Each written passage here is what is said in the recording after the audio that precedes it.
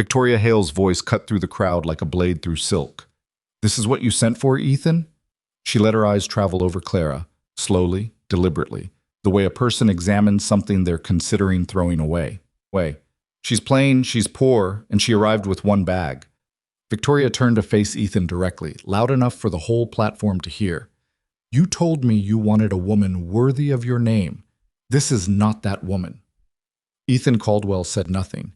He stood 3 feet away from Clara, close enough to reach out, close enough to say something decent. And he said nothing. He looked at his boots. He looked at Victoria. He looked everywhere except at the woman who had traveled 400 miles because of the promises written in his own handwriting. Then he spoke. "I'm sorry," he said. "This was a mistake. If you've ever been dismissed before you were given a single chance, if you've ever stood somewhere new and realized the welcome had already been withdrawn, then you already know what Clara felt in that moment. And if you want to find out what she did next, stay with this story until the very end. Before we go further, if this is your first time here, please subscribe to this channel and hit the like button. It takes 1 second and it means the world. Drop a comment and tell me the city or country where you're watching from. I want to see how far this story travels. Now let's go back to Red Canyon. The train had been late by 2 hours. Clara knew because she had counted every minute of it, standing in the narrow corridor between cars, watching the landscape change from the soft green hills she had known her whole life into something harder and more open. Montana did not ease you in. It announced itself. Wide sky, dry wind, land that looked like it had never been asked for anything and wasn't planning to start. She had told herself that nervousness was natural. She had also told herself that the nervousness would pass the moment she saw him. It did not pass. When she stepped off the train and onto the platform at Red Canyon, her first clear thought was that she had never been in a place that felt so indifferent to her presence. The town did not care that she had arrived. The mountains behind it did not care. Even the thin November wind seemed to blow straight through her without noticing. She spotted Ethan Caldwell before he spotted her. Or at least she thought she did. A tall man standing near the station door, hat in hand, wearing a good shirt that had been pressed with effort. She recognized him from the brief physical description he had included in his third letter. Broad shoulders, dark hair going gray at the temples, a face that looked like it worked outdoors. She adjusted the handle of her bag and walked toward him. That was when the woman beside him turned around. Clara did not know Victoria Hale's name yet. She would learn it soon enough. But even before the introduction, she understood the shape of the situation. The way the woman stood close to Ethan, the way her posture communicated ownership, the way her eyes moved to Clara and immediately performed a kind of accounting. Victoria was beautiful in the way that cost money. Her dress was dark blue wool, fitted, clean. Her hair was arranged in a style that required help to achieve. Her shoes had not walked here. She had arrived by a private rig. All of this, Clara took in within the span of a few seconds. The way a person reads a room when they understand that the room may not be friendly. "You must be the woman from the letters," Victoria said. She did not extend her hand. "Clara Whitmore," Clara said. "Yes." She looked past Victoria to Ethan. He was not meeting her eyes. That was the first sign. Clara noted it the way you note a crack in a floorboard. Not alarming yet, but worth remembering. "Ethan has spoken of you," Victoria continued, and her tone made it clear that whatever he had said was being used against Clara now. "He mentioned you were a school teacher in a small town." "I taught reading and arithmetic," Clara said, "for 4 years. Victoria tilted her head. It was the sound of someone deciding something had already been decided. I imagined someone different. Ethan, you said she was capable." "She is," Ethan started. "She arrived with one bag, Ethan." That was the moment the crowd on the platform began to pay attention. Clara felt it happen. The shift in ambient noise, the heads that turned, the conversations that paused. There were perhaps 30 people within earshot, a handful of men near the luggage cart, 2 women by the station door who had gone very still, a group of children who had been chasing each other around the platform bench and had now stopped, sensing the electricity in the air that children always sense before adults admit it's there. Clara stood very straight. It was not a choice she made consciously. It was simply what her body did when something in her recognized danger. "One bag is all I needed," she said. "I packed what was practical." Practical. Victoria repeated the word like it explained everything she already suspected. Yes, I suppose that's one way to describe it. She turned to Ethan. Not a glance, a full turn, dismissing Clara mid-sentence, mid-moment, mid-existence. Ethan, honestly, you can see this isn't going to work. And Ethan Caldwell, the man who had written 4 letters over 3 months, who had described his daughters and his land and his hope for something better, who had signed every letter with the phrase, "I believe we could build something real," looked at his boots and said, "I'm sorry, this was a mistake." The silence that followed was the loudest thing Clara had ever heard. She did not cry. She wanted to be clear about that, even to herself, standing there on that platform with the wind pulling at the hem of her coat and 30 people watching. She did not cry, and she did not beg, and she did not say any of the things that rose in her chest like water backing up behind a dam. She looked at Ethan. She looked at him long enough that he finally had to look back. "You wrote," she said, "that you valued honesty above everything else." He had nothing to say to that. She picked up her bag. She walked away from them both. Not fast, not dramatically, just steadily, the way a person walks when they have decided something. She had $62 in her purse and no return ticket. She had left her sister's house, her only remaining family, and a town where she had spent 29 years. She had given up a teaching post that paid almost nothing but at least paid something. She had done all of this because 3 letters had convinced her that a man she'd never met believed she was worth knowing. She found a bench at the far end of the platform and sat down. Her hands were shaking. She pressed them flat against her thighs and breathed through her nose and tried to think. The problem was immediate and practical. She had no place to go. Red Canyon had 1 boarding house. She had confirmed this by writing to the county clerk before departing because she was thorough by habit. The rate was 40 cents a night. At that rate, $62 would last her through the winter and well into spring, which gave her time to find work. Teaching, perhaps, if the town had need of it. Laundry, mending, cooking. She was not too proud for any of it. She was too far past pride for pride to be useful. What she had not accounted for was what it would feel like to sit on this bench, in this town, and know that every person who had just watched what happened was forming a story about her. She could feel it happening. She could feel the shape of the narrative they were building, the rejected mail-order bride, the woman nobody wanted. And she understood that in a small frontier town, that story would follow her into every room she entered. She had survived worse things. She reminded herself of this. Her mother had died when Clara was 11, her father 2 years later. She had gone to live with her older sister Margaret, who was not unkind but was tired and had 3 children of her own and not enough room. Clara had learned early that she was someone who needed to make her own room in the world, because no one was going to make it for her. She had become a teacher, not because it was glamorous, it was the opposite of glamorous, but because it was honest work that used the part of her that functioned best, the part that could look at a complicated problem and find the thread. She was looking for the thread now. The platform had mostly cleared by the time the man approached. She noticed his boots first, worn, practical, nothing decorative about them. Then she looked up. He was tall, not in the way that drew attention, but in the way of a man who had simply grown that way and never thought about it.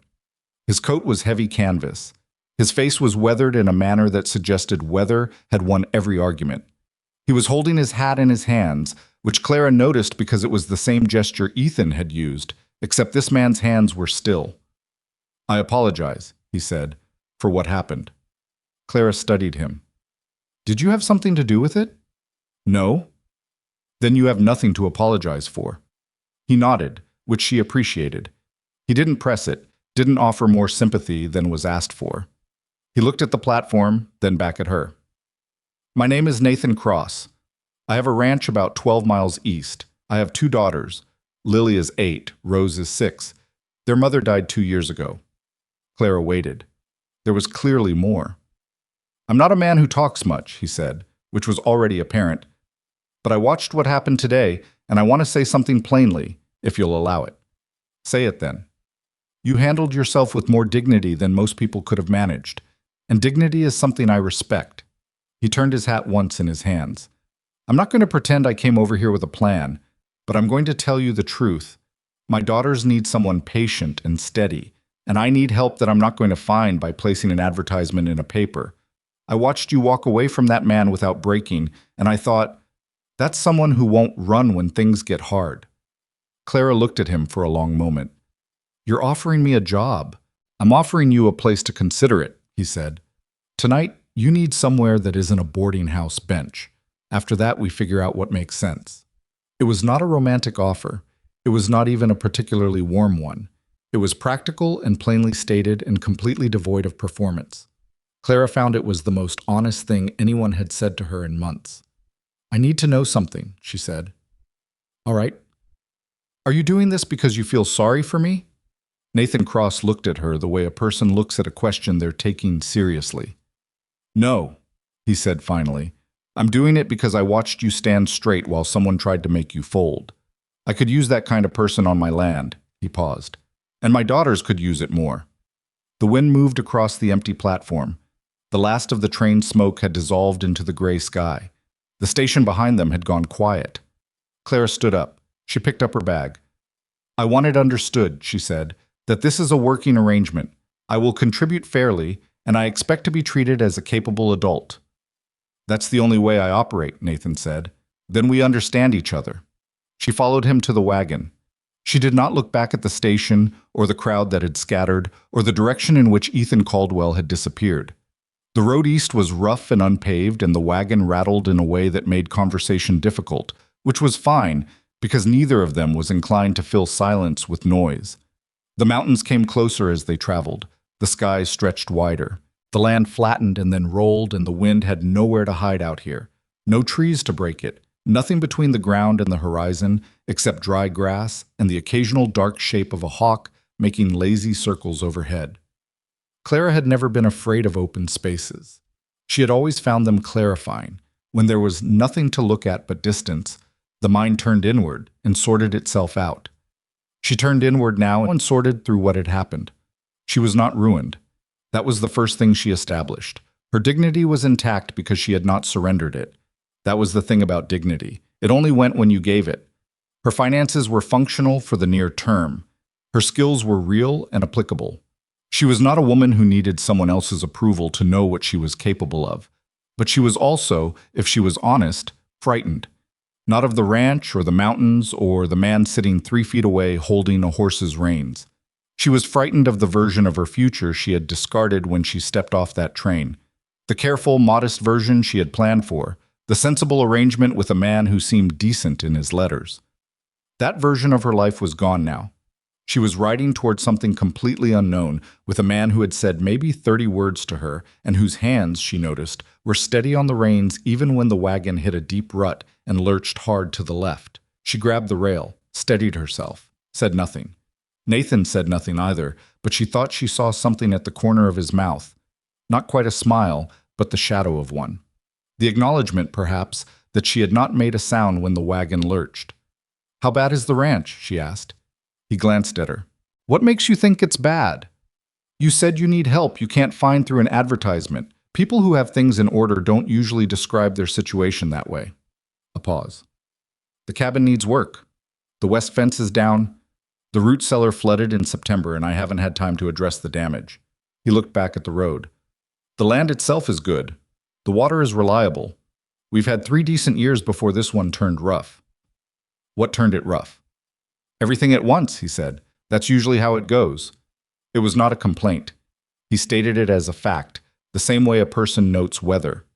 This is the condition, here's what we're working with. Clara found she respected that too. The ranch came into view in the early gray of late afternoon. She saw the silhouette of it first, the low cabin, the barn set back behind it, the fence line running at an angle that suggested sections of it had been repaired at different times by different hands. And then, in the doorway of the cabin, she saw the 2 small figures, Lily and Rose. 8 and 6 years old, standing very still and very close together, watching the wagon approach with the particular watchfulness of children who had learned not to assume that arrivals were good news. Clara felt something settle in her chest. She did not have a plan. She did not have certainty or comfort or any guarantee that this strange turn of her day would lead to anything except more difficulty. But she had arrived somewhere that was not a bench on an empty platform. And the 2 little girls in the doorway were watching her with eyes that asked the same question she had been asking herself all day. Is this person going to stay? Clara did not answer them yet, but she looked at them, really looked, without flinching, without the careful smile that adults put on when they're pretending to be less alarmed than they are. And they looked back. That was enough, for now. The wagon stopped. Nathan set the brake. The wind moved through the grass in long, rippling waves. Clara picked up her bag and stepped down. The first night was the hardest. Not because anything went wrong, exactly, but because nothing went right either, and Clara had to sit with the particular discomfort of a situation that was simply unresolved. The cabin was cold when they arrived, the kind of cold that had settled in over days and wasn't going to leave quickly. Nathan started a fire in the hearth without ceremony, feeding it with wood that had been stacked beside the door. And the two girls stood in the kitchen doorway watching Clara with the patience of small animals deciding whether something was safe. Clara set her bag down near the door and did not try to make herself at home. That was important. She understood, instinctively, that moving through someone else's space as though you belonged there before you had earned belonging was a kind of presumption that people felt even when they couldn't name it. "Can I help with supper?" she asked. Lily, the older one, the 8-year-old, glanced at her father. Nathan nodded once, which seemed to release some permission. "We have salt pork," Lily said, "and dried beans. Papa usually does the beans, but he doesn't soak them first, and they come out hard." "Lily," Nathan said. "It's true," Lily said without apology. Clara almost smiled. "If I soak them tonight, they'll be better by tomorrow. For tonight, do you have any cornmeal?" They did. Clara made a simple porridge with what she found and supplemented it with the salt pork sliced thin and fried until it had some color. It was not impressive food, but it was warm, and it was ready in 40 minutes. And when she set it on the table, the two girls sat down without being asked, which told her that mealtime was one of the structures Nathan had managed to keep intact after their mother died. She noted that. It mattered. Nathan ate without comment, which she had already started to understand was his version of approval. The girls were quieter at the table than she expected children to be. Not unhappy, just contained, like they had learned to take up less space than they were naturally inclined to. After supper, Rose, the younger one, 6 years old, with a serious face that seemed older than it should have been, slid off her chair and walked to where Clara was stacking the plates. "Are you going to leave?" Rose asked. The question was so direct that it stopped Clara mid-movement. "I don't know yet," she said, because that was the truth, and she had decided long ago that she would not lie to children just to spare herself the difficulty of honesty. Rose considered this. "Mama said she wasn't going to leave either," she said, "and then she got sick and she did." Clara set the plates down and turned to face the girl fully. "Your mama didn't choose to leave," she said. "That's different from someone who leaves because they decide to." Rose's expression shifted, not quite satisfied, but processing. "How is it different?" "Because one is something that happens to you," Clara said, "and the other is something you do. They feel the same from the outside, I know, but they're not the same." Rose thought about this for a moment. Then she went to bed, apparently having decided that was sufficient for one night. Clara stood in this kitchen for a long moment after that, the plate still in her hands, and breathed. Nathan found her there. He had put the girls to bed. She could hear him through the thin wall, his low voice saying something she couldn't make out, then silence. "The back room is yours," he said. "It's small. There's a cot and a chest. The chest sticks when the weather changes." "I'll manage." He nodded, started to turn, then stopped. "Rose asked that," he said, "about leaving. She asked most people who come to the house." "How many people have come?" "3, he said. A woman from the county who offered to take them, a neighbor who offered to keep them while I got the ranch sorted, and my wife's sister who stayed 2 weeks and then left because the winters are hard, and she had her own life." He paused. "They all meant well." "But they left," Clara said. "They left." He was quiet for a moment. Rose asked them all the same question. None of them gave her the answer she wanted to hear. "What answer does she want?" Nathan looked at her steadily. "The honest one," he said, "whatever that turns out to be." He went to his room and closed the door, and Clara went to hers, and the cabin settled into the sounds of a cold Montana night. Wind against the boards, the faint pop and shift of the fire cooling, the occasional movement of the horses in the barn outside. She did not sleep well. She lay on the cot and listened to the wind and thought about the day with the methodical honesty she always brought to difficult situations. She had been humiliated in front of strangers. She had made an impulsive decision with a man she didn't know. She was sleeping in a room that smelled of dust and old wood, in a cabin that needed significant work on a piece of land she hadn't seen in daylight. These were the facts. The other fact was that two little girls were sleeping on the other side of a thin wall, and one of them had asked a question that nobody had answered correctly yet. Clara decided that was worth something. She wasn't sure what yet, but it was worth something. By morning, she was up before anyone else. She found the state of the kitchen in daylight was worse than it had appeared by firelight. The shelf above the stove had pulled away from the wall on one side and was being held up by a single nail that would fail with any significant weight. The floor near the door had a gap at the baseboard wide enough to let cold air in steadily. The window above the basin had a crack in the lower pane that someone had plugged with a strip of cloth that had dried out and was no longer doing much. None of this was catastrophic. All of it needed doing. She made the coffee from the tin she found on the stove shelf, using the good arm of the shelf, away from the failing nail, and was looking at the gap in the baseboard when Nathan came in. He stopped when he saw her crouched there. "The cold comes in at night," she said without looking up. "Do you have rags? Anything heavy?" "I have burlap in the barn." "That would work for now, until you can properly seal it." She stood up. "The shelf above the stove is going to come down. Not today, but soon. It needs a second bracket." Nathan looked at the shelf. He had clearly seen it before and added it to the long mental list of things that had not yet been addressed. "I know. I'm not criticizing," she said. "I'm telling you what I noticed because I'd like to help fix it if I'm going to be here." He poured himself coffee, looked at her over the rim of the cup. "What else?" "The window in this room needs new glazing before deep winter. And your root cellar, you mentioned flooding in September. What's in there now?" "Less than there should be," he said. "Some of the stores went bad. We lost a third of the potatoes and half the preserved vegetables." Clara absorbed this. A third of the potatoes was not a small problem heading into a Montana winter. "What about neighbors? Do people trade out here?" "Some." "Who?" "The Harmon family is 2 miles south. They had a good harvest this year. I know because John Harmon mentioned it twice at the mill." A slight edge in his voice when he said this, not quite resentment, just the friction of a man who had struggled watching someone else not struggle. "The Vickers have surplus grain most years. They're 4 miles east." "Then we should go to them before the price goes up," Clara said. "Not to beg, to trade. What do you have that they might want?" Nathan looked at her for a moment with an expression she couldn't quite read. Not hostile, not warm, somewhere in between, the look of a man recalibrating something. "I have horses," he said. "One of the Harmon's mares went lame in September." "Then you have something to offer," Clara said. "That's where we start." Lily appeared in the doorway in her nightgown, hair loose, looking between the two of them.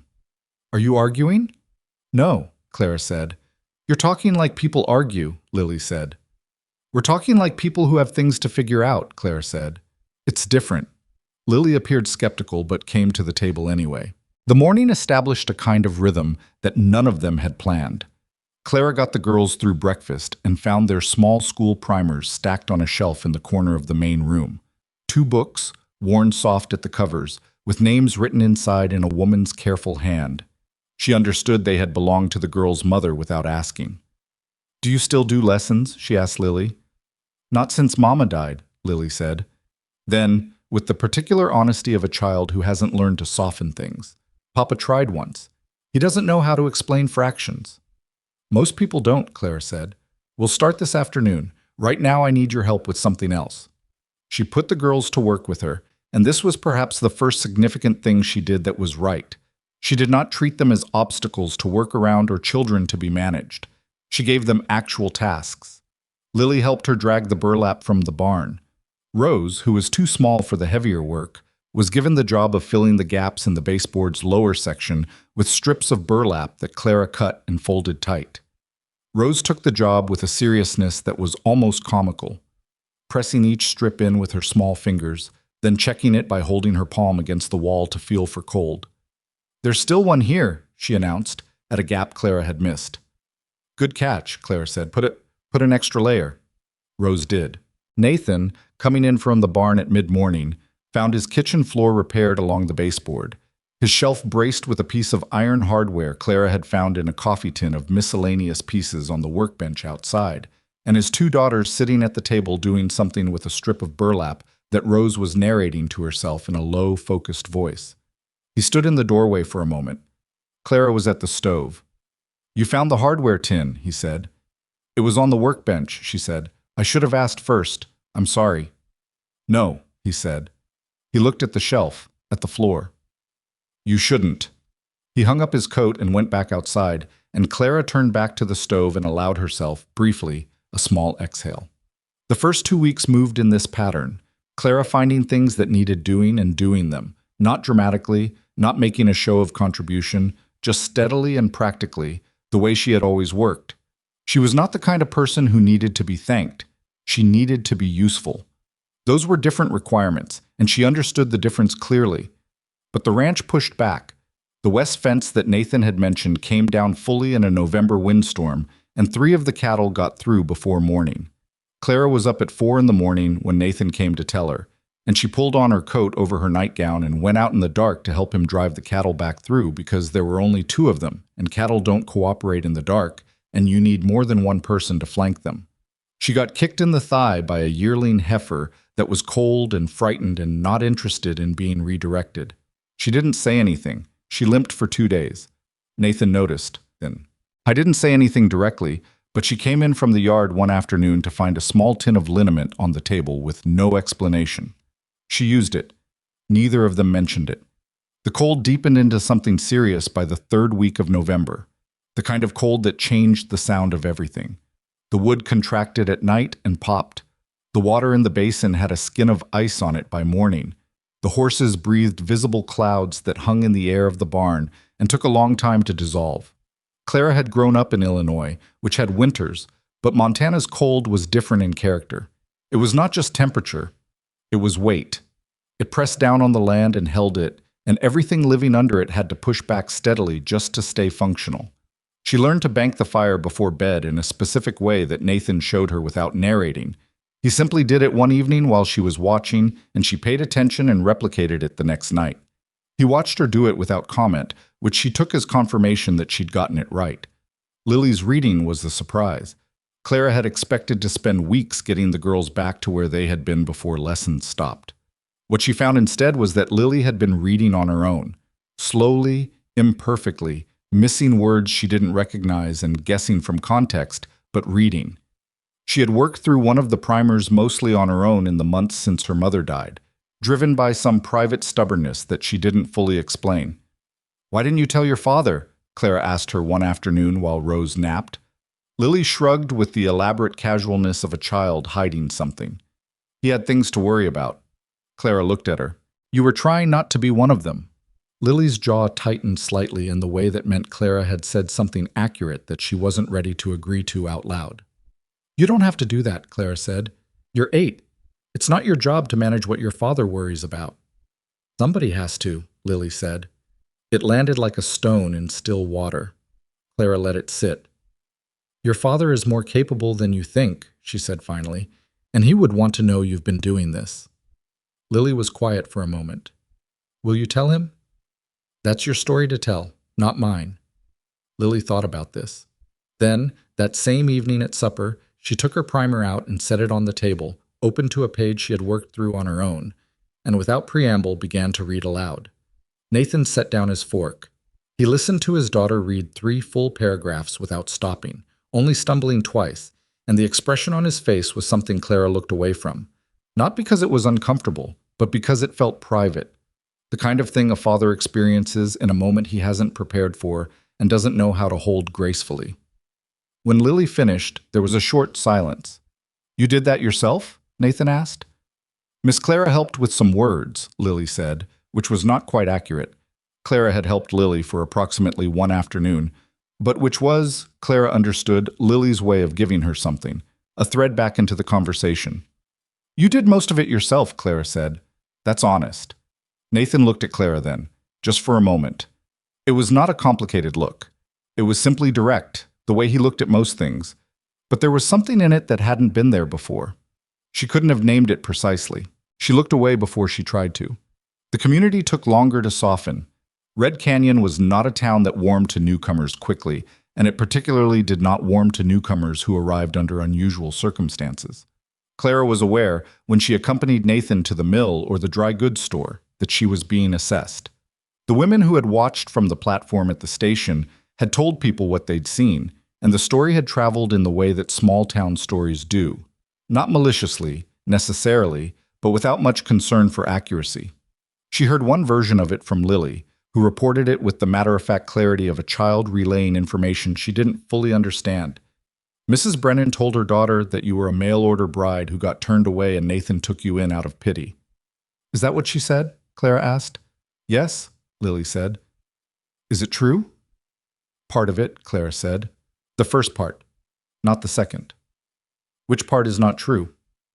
The pity part, Clara said. Your father offered me a working arrangement because he needed help and I needed work. Pity has nothing to do with it. Lily considered this. Mrs. Brennan also said you were stubborn. What do you think? Lily looked at her with the appraising eyes of an 8-year-old who had been paying close attention for several weeks. I think you're determined, she said. That's different from stubborn. How is it different? Stubborn is when you keep doing something wrong because you don't want to change, Lily said. Determined is when you keep doing something right even when it's hard. Clara looked at her for a moment. You are going to be a very difficult person to argue with when you're grown. I know, Lily said, sounding satisfied. The Harmon trade worked. Nathan went to John Harmon on a Thursday with a proposal, help with their lame mare in exchange for surplus from their harvest, and came home with a sack of dried corn and a promise of more in December. Clara had written out the proposal for Nathan to deliver, not in formal language but in the plain-spoken way that she had observed Nathan himself used, because it would come across more naturally from him that way. Nathan had read it, changed 2 words, and taken it without comment, which she understood by now meant he found it useful. The Vickers grain trade came through the following week. By the time the first serious snow fell, not a dusting but a real snowfall, the kind that buried the fence posts to their midpoints and turned the world outside the windows into a featureless white, the root cellar situation was improved and the kitchen had 3 more weeks of provisions than it would have had in September. It was not enough. Not fully. But it was better than it had been, and better than it had been was the metric Clara had decided to work with. The night of the big snow, the girls were restless. Rose couldn't sleep and came out of the bedroom she shared with Lily and stood in the doorway of the main room, where Clara was sitting near the fire with a piece of mending she'd been working through. Nathan's work shirts needed attention, and the girls' winter stockings were in various states of emergency. I can't sleep, Rose said. I know, Clara said. Come sit. Rose came and sat on the floor beside Clara's chair with the naturalness of a child who has decided, without ceremony, that a particular person is safe. She watched Clara work for a while. Were you sad? Rose asked. When the man at the station said you couldn't stay? Clara kept her needle moving for a moment before she answered. Yes, she said. I was sad, and I was embarrassed, and I was angry, though I tried not to show the angry part. Why did you try not to show it? Because anger in public gives other people something to talk about, Clara said. And I didn't want to give anyone anything else to talk about that day. Rose nodded as though this made complete sense. I get angry sometimes, she said. When people talk about Mama like they know what happened. What do they say?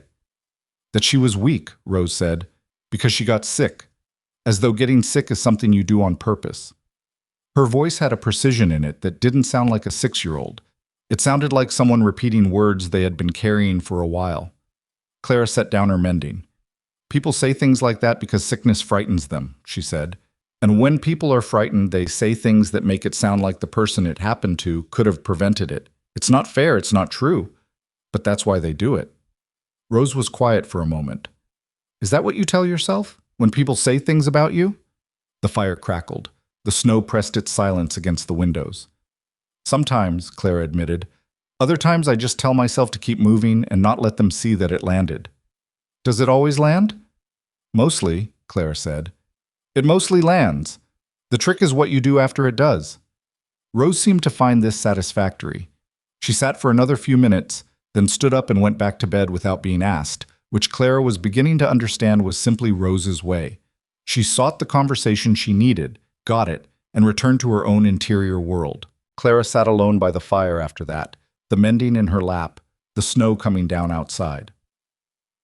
Nathan's door was closed. He kept it closed in the evenings, and she had not asked why, because she understood that a man who lived mostly on the outside of himself needed somewhere that was only his. But she noticed later, when she went to bank the fire before her own bed, that there was a cup on the kitchen table. Not dirty from supper, it was clean, which meant he had come out of his room after she had gone to sit by the fire. The coffee pot was slightly lower than it had been. He had been up. He had made coffee. He had not come into the main room where she was sitting. She thought about that longer than she intended to. The cold December pulled itself long and gray, and within it the ranch became a world of its own, bounded by snow and wind and the daily requirements of survival. Clara learned to navigate it. She learned the rhythm of Nathan's days, the way he read weather, and moved through chores with an economy of motion that came from years of knowing exactly how much time each task required. She learned the girl's patterns, Lily's tendency to push back first and cooperate second, Rose's habit of watching everything from a careful distance before deciding what she thought. She also learned, slowly and against a certain resistance she had not fully expected, that she was not going to remain invisible to Red Canyon no matter how much she tried. It happened at the dry goods store in mid-December, on a day when Nathan had stayed home with a cold that he insisted was not serious and which was clearly more serious than he admitted. Clara had taken the wagon alone, the first time she had driven it solo, to pick up the order Nathan had put in the week before. Thomas Dre, who ran the store, was measuring out flour when Mrs. Brennan came in. Clara recognized her, a square-shouldered woman of about 50 who seemed to arrange herself to take up as much space as possible. Mrs. Brennan saw Clara and stopped. Then, in a voice calibrated precisely to be heard by everyone in the store, "Still at the Cross Ranch, are you? I'd have thought Nathan would have sorted himself out properly by now." Clara finished watching Thomas Dre scoop the flour into the paper. She did not turn around immediately. "How do you mean?" she asked, without turning. "I mean," Mrs. Brennan said, "that a man like Nathan deserves a proper arrangement, not a—" She paused, selecting the word with deliberate care. "Charity case." Clara turned then. She looked at the woman with the flat, steady gaze she had developed over years of managing classrooms of children who tested limits. "I work for my board," Clara said.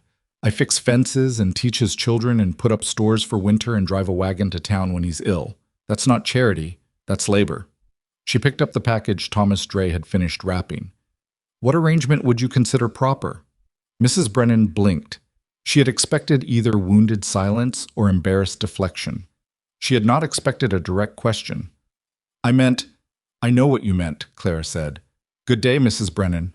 She walked out. Her hands were shaking slightly by the time she reached the wagon, but she got herself up onto the seat and took the reins and drove out of town with her back straight, and by the time she reached the road back toward the ranch, her hands had steadied. Thomas Dre told someone what he'd seen in the store, and that person told someone else, and the story traveled, as stories did. But this version was different from the first one. This version had Clara Whitmore standing her ground and asking a flat question that Mrs. Brennan couldn't answer. People in hard-living communities have a particular respect for those who don't crumble. It's not always generous. Sometimes it's more like the respect you give to something sturdy enough not to break. But it's real. And it was the beginning of something shifting in the way Red Canyon's people looked at the woman at Nathan Cross's ranch. When Clara got home, she found Nathan sitting up at the kitchen table looking considerably less pale than he had that morning, which she took to mean his stubbornness had finally been redirected toward recovery rather than denial. "How was town?" he asked. "Productive," she said. She set the package on the table. "Mrs. Brennan says hello." Nathan looked at her. Something about her face or her tone told him the story without her telling it, because he sat with it for a moment and then said, "She give you trouble?" "She tried," Clara said. He nodded. And then, quietly, without building up to it, "You handled it?" "Yes." "All right," he said. It was not much, but from Nathan Cross, it was not nothing. The days compressed. Christmas came and went with a quiet that was not unhappy. Clara made a sugar cake with the last of the stored sugar, and Nathan produced, from somewhere in his room, two small cloth dolls that had belonged to his wife, and that the girls received with the particular reverence children have for things that come with weight attached to them. It was not a joyful morning exactly, but it was a present one.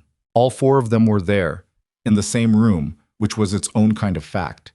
In January, the weather turned cruel. 3 days of wind that drove snow horizontal and made the 20 yards from the cabin to the barn feel like an expedition. The cattle huddled in the lee of the barn wall and needed checking twice a day to make sure none of them were down. Nathan and Clara went out together both times each day, roped together at their wrists with a length of cord so neither of them could wander off course in the white blindness of a full blizzard. Clara did not find this arrangement sentimental. It was practical. But she was aware, in a way she kept carefully at the edges of her attention, of his hand briefly near hers when he tied the cord each morning and the warmth of his arm when the wind drove them together on the worst gusts. On the second day of the blizzard, one of the cattle was down. It was a young steer, caught between the barn wall and a drift that had packed hard against it in the night. Nathan saw it first when they came out for the morning check, and what followed was an hour of work in conditions that were actively dangerous. Breaking up the packed snow, getting rope under the animal, hauling it upright while it panicked and thrashed in the way of a frightened animal that doesn't understand it's being helped. Clara held the rope on one side and pulled when Nathan pulled, and lost her footing twice in the ice under the snow, and the second time she went down she took a hard knock against the barn wall with her shoulder that she felt for a week. The steer got up. It was unsteady and angry and alive. They stood together in the wind afterward, both of them breathing hard, the cold burning through their clothing in the way it does when you've been active enough to sweat and the sweat is now freezing. Nathan looked at her shoulder.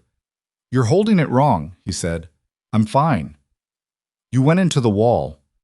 "I said I'm fine." He looked at her for a moment with the expression she had come to recognize as the one he wore when he was deciding whether to push something. He decided not to. But that evening he found another tin of liniment and left it on the table without comment, and Clara used it without comment, and neither of them mentioned the shoulder again. But she noticed that when they went out the next morning, he adjusted his position so that her side was angled slightly away from the barn wall. She noticed.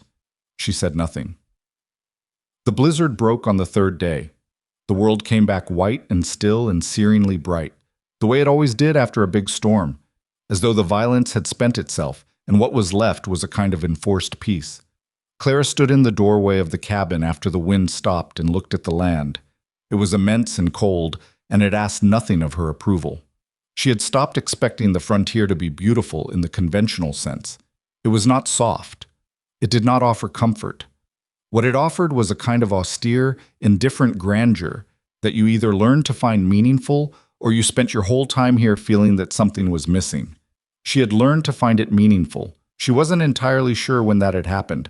Behind her, she heard Rose's voice, and then Lily's, and then the particular sound of two children arguing about something small and unimportant. The kind of argument that only happens when people are comfortable enough with each other to bother. She turned back inside and closed the door against the cold.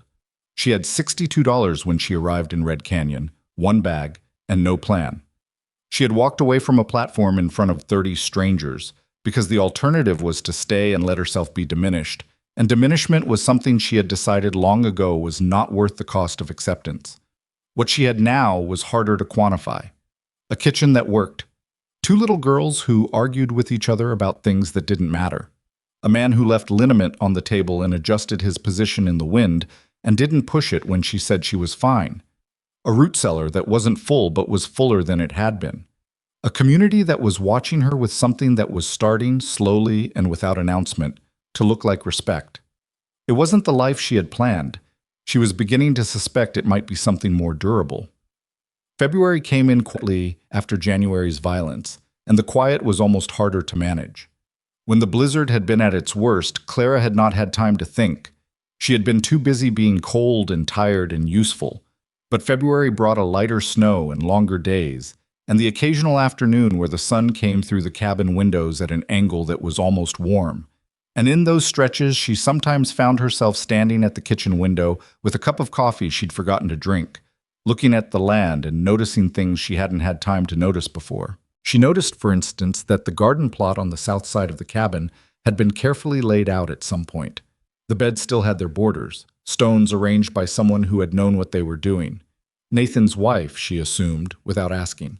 She noticed that the fence line running east had been repaired with a different grade of post than the original, which told her it had come down before and been put back up in a hurry with whatever was available. She noticed that the barn had a window on the west wall that had been nailed shut from the inside, and she didn't ask about that either. There were things on this property that belonged to someone who was gone, and Clara had learned to move around them the way you move around furniture in the dark. Carefully, without assuming you know exactly where everything is. Nathan noticed her noticing. She was aware of that too. He didn't say anything about it, but sometimes she would look up from something she was studying and find that he had shifted his position slightly, the way a person does when they've been watching something and don't want to be caught at it. She let it go. There was enough to manage without pulling at threads that weren't ready to come loose. The first sign that spring might eventually arrive came in the middle of February, when the creek at the eastern edge of the property began to loosen at its edges. Nathan pointed it out when they were riding the fence line. He had started taking her with him on the weekly check because she had a sharper eye for post damage than he did, which he acknowledged by the simple method of beginning to expect her there without being asked. The creek ice had pulled back from the bank by a few inches, and where the water ran clear at the center, it moved faster than it had the week before. "Another 6 weeks," Nathan said. "Until the ground thaws enough to plant?" "Until it's workable," he said. Thawed and workable aren't the same thing. She had learned this. The ground here held cold longer than the air did. You could have 2 weeks of above-freezing temperatures and still break a plow blade on frost 8 inches down. "The south garden," she said. "Your wife planned it." She didn't know she was going to say it until it was out. Nathan's horse moved under him and he let it, adjusting his seat without making a production of it. "She did," he said. "Was she a good gardener?" A pause. Not uncomfortable. He was just doing the thing he did when he was deciding how much was appropriate to say. "Better than me," he said finally. "Better than most people around here. She could grow things in soil that wasn't supposed to support them." He looked at the fence post they'd stopped near and checked its base with the toe of his boot. "Rose has her eyes. Lily has her stubbornness. And her skill with reading?" "Her mother read to them every night," Nathan said. "Every night, without fail. Even when she was sick." He moved his horse forward. It was the last thing she stopped doing. Clara followed without pressing it further. She had enough. That evening she sat at the table after the girls were in bed and made a list of what the south garden would need. Seed varieties that could handle the altitude and the short season. Amendments for soil that had been dormant 2 winters. Tools she had seen in the barn that were serviceable. She wrote it in pencil in the small notebook she kept in her coat pocket. She had always kept a notebook, for lists and observations, and the occasional things she needed to work through in writing. And when she was done, she looked at what she had written and felt something she hadn't felt since arriving in Red Canyon. She felt invested, not in the way of someone doing a job well out of principle, in the way of someone who has started to care about the outcome for its own sake. She put the notebook away before she thought too hard about what that meant. It was March when Ethan Caldwell came back. Clara didn't know he was in Red Canyon until Lily told her. Lily had heard it from the Harmon girl, who had seen him at the station. "The man from before," Lily said, with the precision of a child who had been told the relevant details. "The one you came for." Clara was in the middle of repairing a hinge on the cellar door when this information arrived. She finished setting the screw before she responded. "When did he arrive?" she asked. 2 days ago," Lily said. "He's staying at the boarding house." Clara put her tools away. "All right," she said. "Are you worried?" Lily asked. "No," Clara said. And she was not. Not in the way Lily meant. But she was something. Wary, perhaps. The way you're wary when a piece of weather you'd watched disappear over the horizon turns around. She did not tell Nathan. She told herself it was because there was nothing to tell. A man had returned to town, which was not her business and not her news to carry. But she also knew, with the honesty she tried to apply to herself as rigorously as she applied it to everything else, that she did not tell him because she did not know how to do it, without it becoming something that would need a conversation she wasn't ready for. She found out 3 days later that Nathan already knew. He came in from the barn on a Thursday evening, looking the way he looked when he was carrying something he hadn't decided what to do with yet. Not angry, not troubled in any theatrical way, just slightly more contained than usual. He washed his hands, he sat at the table. He waited until after supper and after the girls were in bed before he said anything. Ethan Caldwell is in town, he said. I know, Clara said. Lily told me. He looked at her. You didn't say. I didn't know what to say, she said, which was true enough. Nathan turned his coffee cup once on the table. It was a habit she had noticed. He turned things when he was thinking. Coffee cups, his hat, the small river stone he kept on the windowsill above the sink, whose presence she had never inquired about. He came to the mill on Tuesday, Nathan said. He wanted to talk. Clara kept her face neutral. About what? About you, mostly. The fire settled in the hearth. A log dropped and sent a brief shower of sparks up into the flue. What did he say? She asked. He said he'd made a mistake, Nathan said. He said he'd heard what you'd built here and he said he wanted to make it right. He looked at the table for a moment. He asked if you were happy. The question surprised her. Not that Ethan had asked it, but that Nathan was relaying it with such care, as though the answer genuinely mattered to him as information, not as a threat. What did you tell him? She asked. I told him I wasn't the right person to answer that, Nathan said, that he'd have to ask you himself. Clara nodded. She looked at her own hands on the table. They were not the hands she'd had when she arrived. They were rougher now, the knuckles more pronounced, the nails short, and kept clean by effort rather than circumstance. He'll come here, she said. Probably, Nathan said. I thought you should be ready for that. Thank you, she said. He nodded. He finished his coffee. He went to bed. Clara sat by the fire for a long time after that. She thought about Ethan Caldwell's letters. She had read them so many times before leaving Illinois that she had sections of them memorized. The careful descriptions of his land, the slightly formal way he wrote about his daughters being a test of a woman's patience and worth, the line at the end of the third letter, I believe we could build something real if you are willing to try. She had held that line like a bridge over the distance between her life and the one she was trying to get to. She did not feel much when she thought about it now.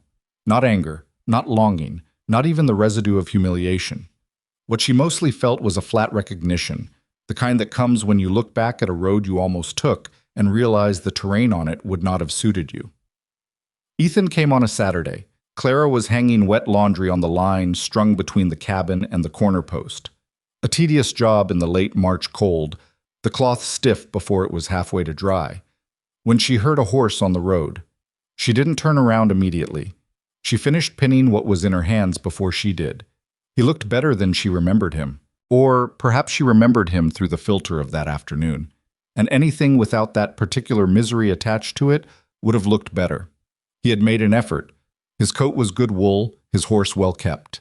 He dismounted and held his hat. Clara, he said.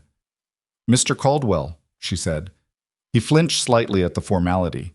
She had not intended it as a weapon, but it landed like one, and she decided not to correct it. You look well, he said. I am well, she said. She turned back to the laundry. You can come inside if you want to talk. It's cold.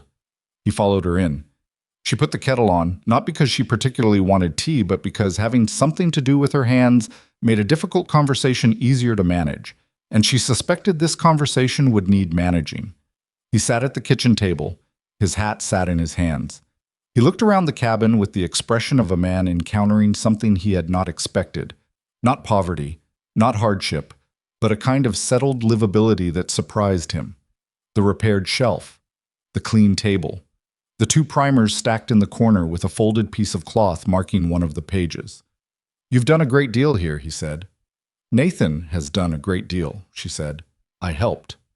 That's not what people in town say. People in town see what's visible, she said.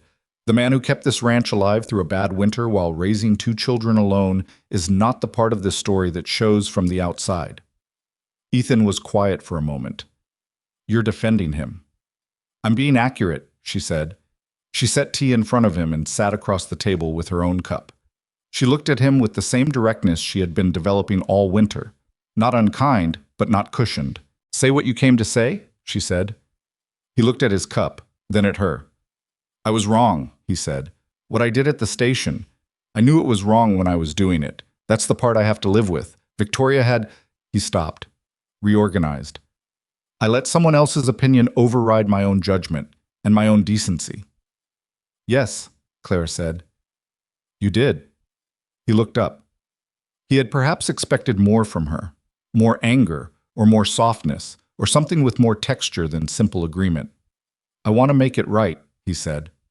How? She asked. He had clearly planned this part. I have a better house than what you came to, he said. I have more land, more stability than Nathan has right now. Everyone knows the Cross Ranch has been struggling. He leaned forward slightly. I know I have no right to ask, but I'm asking. Come and make a life with me. A real one. The one I promised in those letters. Clara looked at him for a long moment. Outside, she could hear the sound of the girls coming back from the barn where they'd gone to check on the horses. Rose's voice carrying clear and high, Lily's lower response, the sound of their boots on the cold ground. Those letters, she said slowly. You wrote that you valued loyalty. I do. You wrote that you wanted someone steady. I do. You wrote, she said, that you were looking for a woman who understood that a good life was built, not found. She paused. I have been building one, Mr. Caldwell. I have been building one since the afternoon you told me in front of 30 people that I was a mistake. She set her cup down. And what I've built is not something I'm interested in leaving. Ethan looked at the table. Nathan Cross is a good man, Clara said. He is not a comfortable man. He doesn't talk much, and the ranch is hard, and the winters out here are genuinely dangerous. But he looked at me on that platform and saw something worth respecting. You looked at me and saw something Victoria Hale had already decided wasn't good enough. She let that sit for a moment. Those are two different kinds of men. I know, Ethan said quietly. I don't say this to punish you, Clara said. I say it because you asked, and you deserve the honest answer. He was quiet for a while. The kettle had gone cold. Outside, the girls' voices had moved closer to the cabin door. Are you happy here? He asked, the same question he had asked Nathan at the mill. Clara considered it carefully, because she was not someone who gave careless answers to real questions. I am useful here, she said, and I am respected. And I have come to care about the people in this house in a way that I did not plan and do not fully understand yet. She looked at him. That is more than most people get. It's not the same as happy, he said. No, she agreed. It's better. Happy is a feeling. What I'm describing is a life. The door opened and Rose came in first, red-cheeked and windblown, and stopped when she saw the stranger at the table. Lily came in behind her and assessed the situation with her quick dark eyes. Ethan stood. He had the manners for that, at least. Girls, Clara said, this is Mr. Caldwell. He was just leaving. Ethan looked at the two girls, then back at Clara. Something in his face shifted, not dramatically, but genuinely. The look of a man who has arrived at a full understanding of a loss that was entirely self-inflicted. Thank you for the tea, he said. Safe ride back to town, Clara said. He went. The door closed behind him. Rose watched the window until she heard his horse on the road, then turned to Clara. Who was he? Rose asked. Someone who made a decision a long time ago, Clara said, and came to find out whether he could unmake it. Could he? No, Clara said. Decisions like that don't unmake. They just stand there reminding you. Rose appeared to find this philosophically adequate. She went to hang up her coat. Lily stood a moment longer, looking at Clara with the particular seen-through quality she sometimes had. Did he want you to go with him? Yes, Clara said. But you didn't. No. Lily nodded once with the decisive air of someone crossing something off a list. Then she followed her sister. Nathan came in from the east field at midday and found Clara at the stove, starting supper earlier than usual. He looked at the room. His eyes moved to the 2 cups on the table that she hadn't yet cleared. He came, Nathan said. He did, Clara said. Nathan said nothing for a moment. He hung his coat. He washed his hands with the deliberate care he always used, working the soap to his wrists and rinsing slow. And? He said, his back still to her. And nothing, Clara said.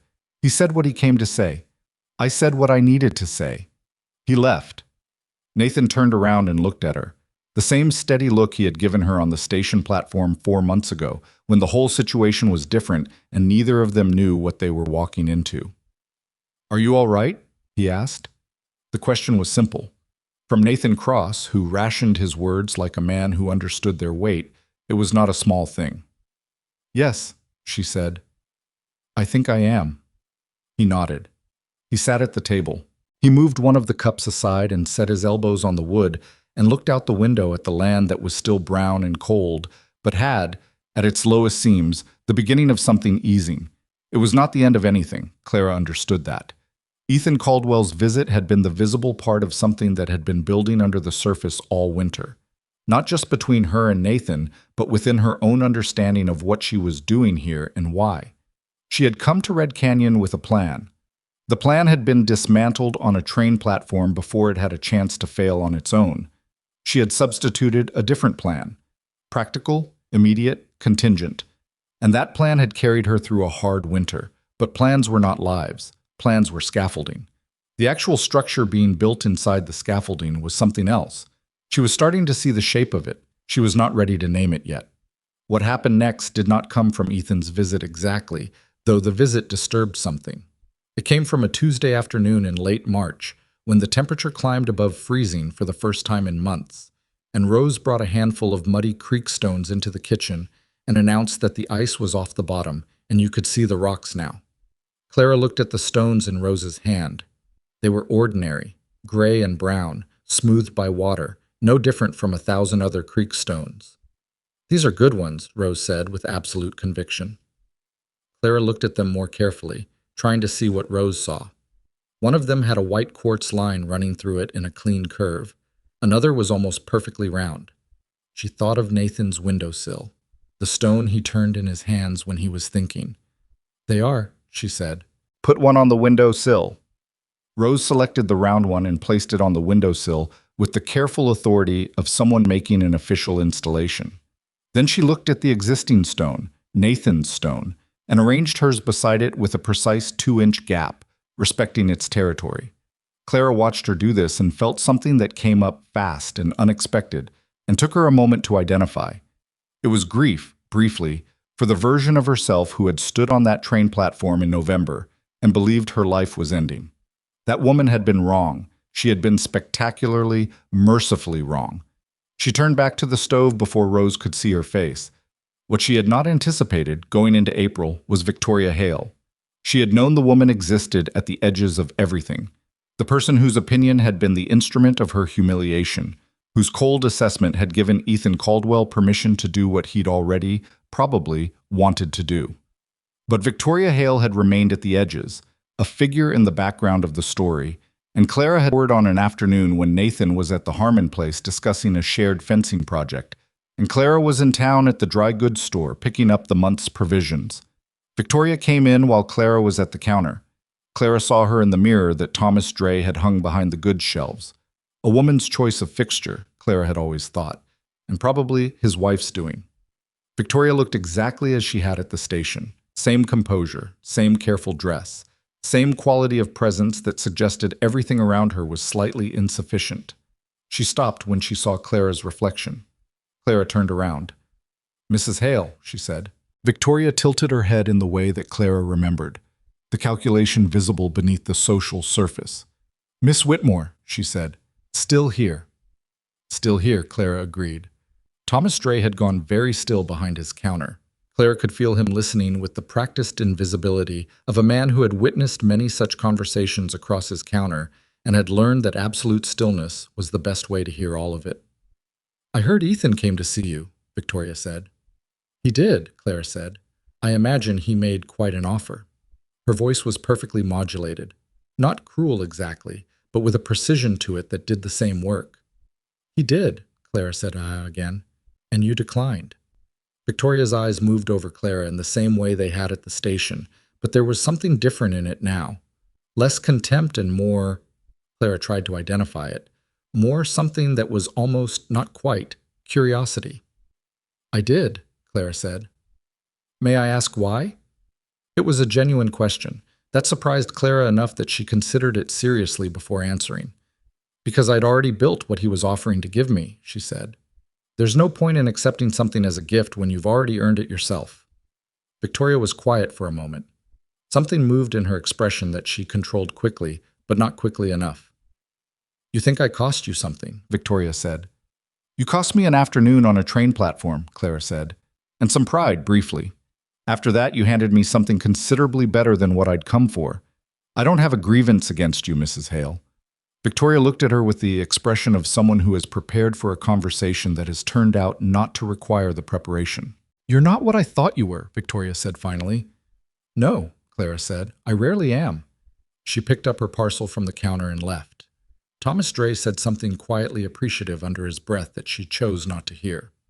Walking back to the wagon, she felt the particular lightness of having said exactly the right thing without planning it.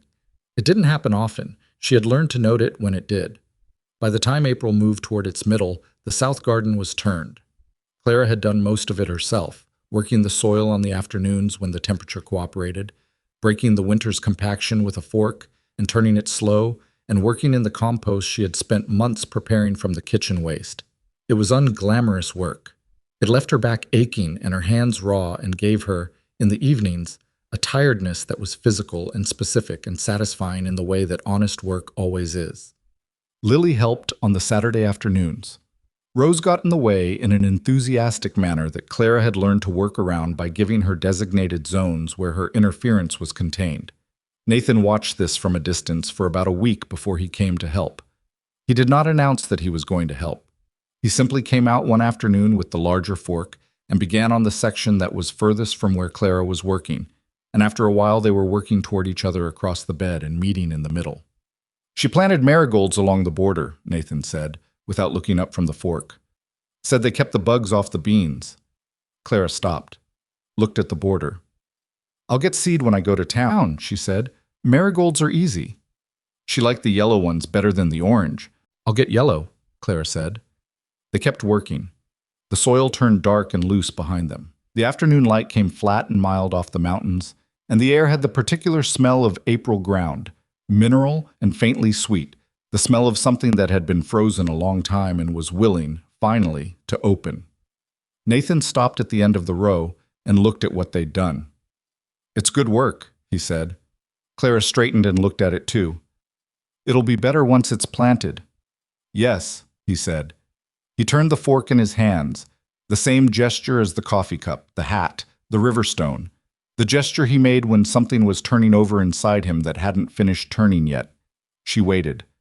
"I haven't talked about her much," he said. "Ellen." Clara said nothing. She understood that what was required here was not a response, but a space. "She would have liked you," he said. "That's not—" He stopped. Tried again. She had no patience for people who were only what other people needed them to be. She wanted to know what a person actually was. He looked at the upturned soil. "She would have seen what you are, from the first day."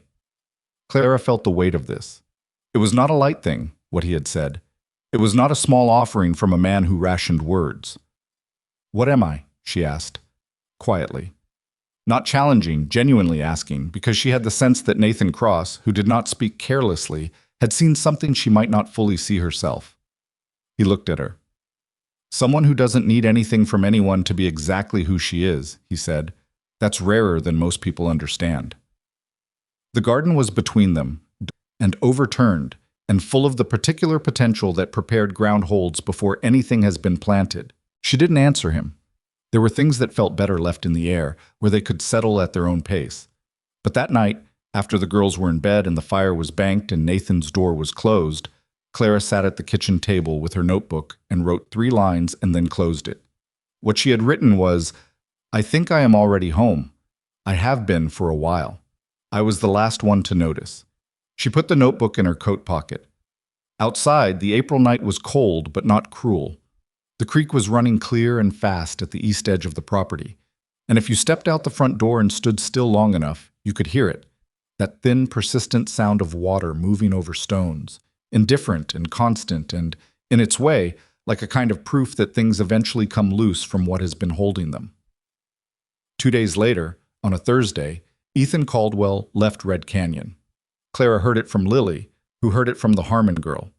He had packed his things and taken the morning train without making any announcements. He had paid his bill at the boarding house and thanked Thomas Dre's wife for the recommendation she had given him on provisions, and left on a train heading south. Clara absorbed this information and went back to what she was doing, which was checking the seedlings she had started in small clay pots on the south-facing windowsill.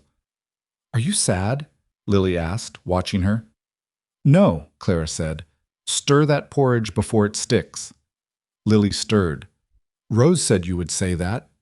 "Rose was right," Clara said. "Rose says you're staying," Lily said, with a deliberateness that told Clara this was the actual question dressed in other clothing. Clara checked the seedling nearest the window, a tomato start that was leaning toward the light in the way seedlings do. That instinctive, relentless turn toward warmth. She straightened it gently and turned the pot. "Tell Rose she's right about that too," she said. Lily was quiet for a moment. Then, with the specific controlled joy of a child who has gotten the answer she needed and is trying not to show how much she needed it. "Okay." She went back to the porridge. Clara stayed at the window. The seedlings lined the sill in their small pots, fragile and serious, and already in the work of becoming what they were going to be. Outside, the April light was gaining strength. The garden waited. The creek ran east toward something she couldn't see from here. She turned back to the kitchen.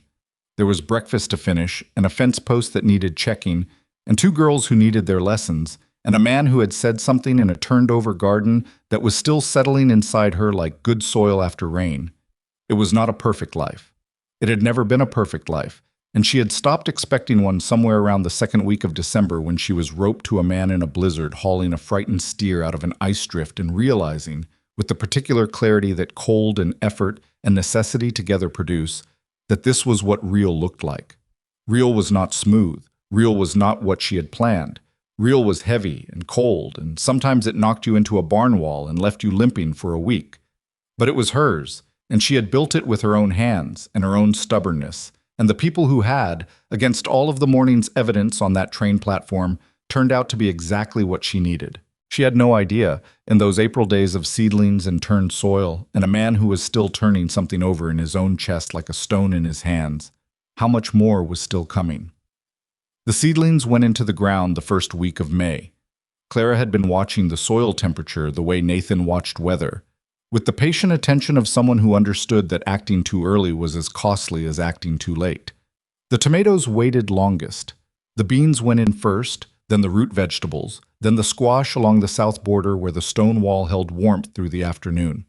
The marigolds went in last, yellow ones, along every border, because a woman named Ellen had known something true about marigolds and beans, and Clara saw no reason not to continue what had worked. Nathan helped on the Saturday. He was not a natural gardener. He approached the soil with the same practical directness he brought to fence repair and cattle management, which was effective but lacked the particular attentiveness that plants seemed to respond to. Clara showed him once how deep the bean seeds needed to go, and he adjusted without comment and did it correctly from then on, which was, she had learned, exactly how Nathan Cross learned most things. Told once, retained permanently, never required repeating. The girls planted their own row. Rose's was slightly crooked. Lily's was aggressively straight, each seed placed with a geometric precision that was excessive but admirable. Neither of them needed to be told to wash their hands after, because Clara had established that particular standard in November, and it had held.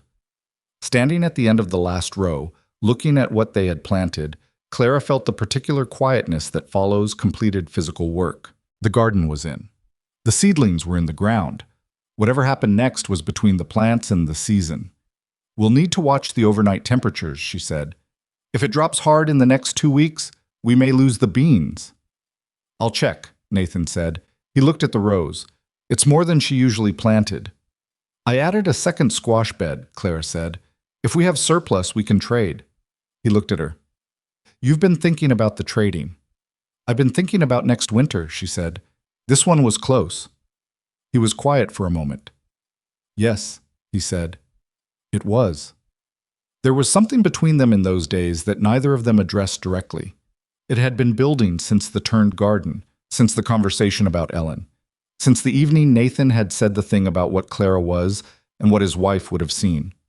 It sat in the air between them, the way a question sits in a room when neither person is ready to ask it out loud. Present, patient, not going anywhere. Clara managed it the way she managed most things. She kept working and let the thing develop at its own pace, because she had learned that forcing growth on something not ready was as destructive in human situations as it was in gardens. What she had not accounted for was May Dowell. May arrived in Red Canyon on the second Saturday of May on the afternoon train. Clara didn't know about her arrival until the following Monday, when Lily came home from an errand to the Harmon farm with the particular expression she wore when she was carrying information she thought was important but wasn't sure how to deliver. "There's a woman in town," Lily said. "Mrs. Harmon says she's a widow from Billings. She's staying at the boarding house." "People stay at this boarding house," Clara said. "Mrs. Harmon says she's looking to settle," Lily said carefully, "and that she's—" She paused. "Mrs. Harmon says she's very handsome." Clara looked at Lily. Lily looked back with the expression of someone who has delivered a message and is waiting to understand what it means. "Is there more?" Clara said. Lily hesitated. "Mrs. Harmon says she's already called on 2 of the ranchers on the East Road." A pause. "And that Mr. Brennan mentioned her to Papa at the mill." Clara set down what she was holding and thought for a moment. "All right," she said. "What are we having for supper?" "That's all you're going to say?" Lily asked. "What would you like me to say?" Lily looked frustrated in the specific way of a child who understands a situation more clearly than the adults involved and cannot get anyone to acknowledge it. "I would like you to say something that tells me what's going to happen," she said. "I don't know what's going to happen," Clara said. "Neither do you. Neither does Mrs. Harmon. Now, supper."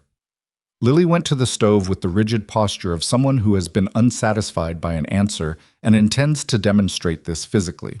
Clara picked back up what she had set down and stared at it for a moment without seeing it. She was not, she told herself, going to manage this situation. It was not hers to manage. Nathan Cross was a grown man with his own judgment and his own life, and whatever the arrangement between them was, and she was still, honestly, uncertain what to call it, it had never included any claim on each other's futures. She had come as a working arrangement. She had stayed because the work continued and the children needed her and she had nowhere better to be. Those were the facts, and they were sufficient. She repeated this to herself with some firmness. It helped for about 2 days. On Wednesday, Nathan came in from town looking the way he looked when something was sitting on him. Not troubled. Nathan rarely looked troubled. He looked managed, which was different, but with the slightly more interior quality he had when he was processing something he hadn't finished with yet. He did not say anything that evening at supper. He did not say anything while the girls did their lessons. He said goodnight when they went to bed and went to his room, and Clara heard his door close, and she sat by the fire and mended stockings for an hour, and then went to bed herself. On Thursday morning, he came in for breakfast later than usual. He had been in the barn with the horses.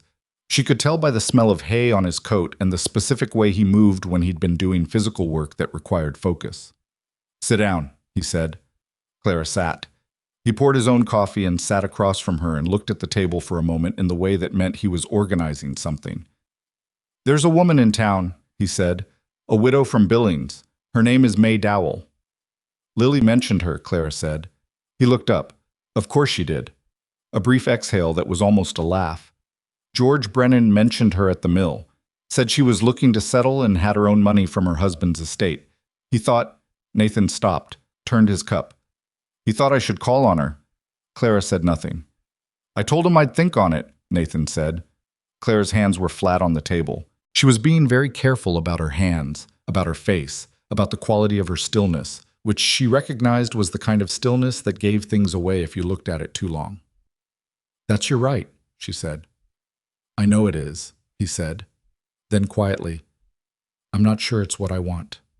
The fire crackled. One of the chickens they'd recently acquired made a noise outside the window, which broke the moment in a way that Clara was briefly grateful for because it gave her somewhere to look that wasn't Nathan's face.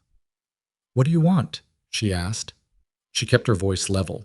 She was asking as someone who needed accurate information, not as someone with a stake in the answer, or at least she was performing that, and she was not entirely sure the performance was convincing. Nathan was quiet for what felt like a long time. "I want to ask you something," he said finally. And I need you to understand that I'm asking it plainly, and I don't want you to answer the way you think you ought to answer. I want the true one." "All right," she said. "Are you here because you have nowhere else to go?" he asked. "Or are you here because this is where you want to be?" It was the question she had been carrying since April, since the turned garden, since the notebook entry she had written and not shown to anyone. She looked at him. "I had $62 when I arrived," she said. "I've been earning wages since November. I have enough now to take a train somewhere and start over. I have a reference from the county schoolmaster who heard about the girl's progress from Mrs. Harmon and wrote to me in March to ask if I'd consider a teaching post in the fall." She watched his face. "I haven't answered him." Nathan absorbed this. "Why not?"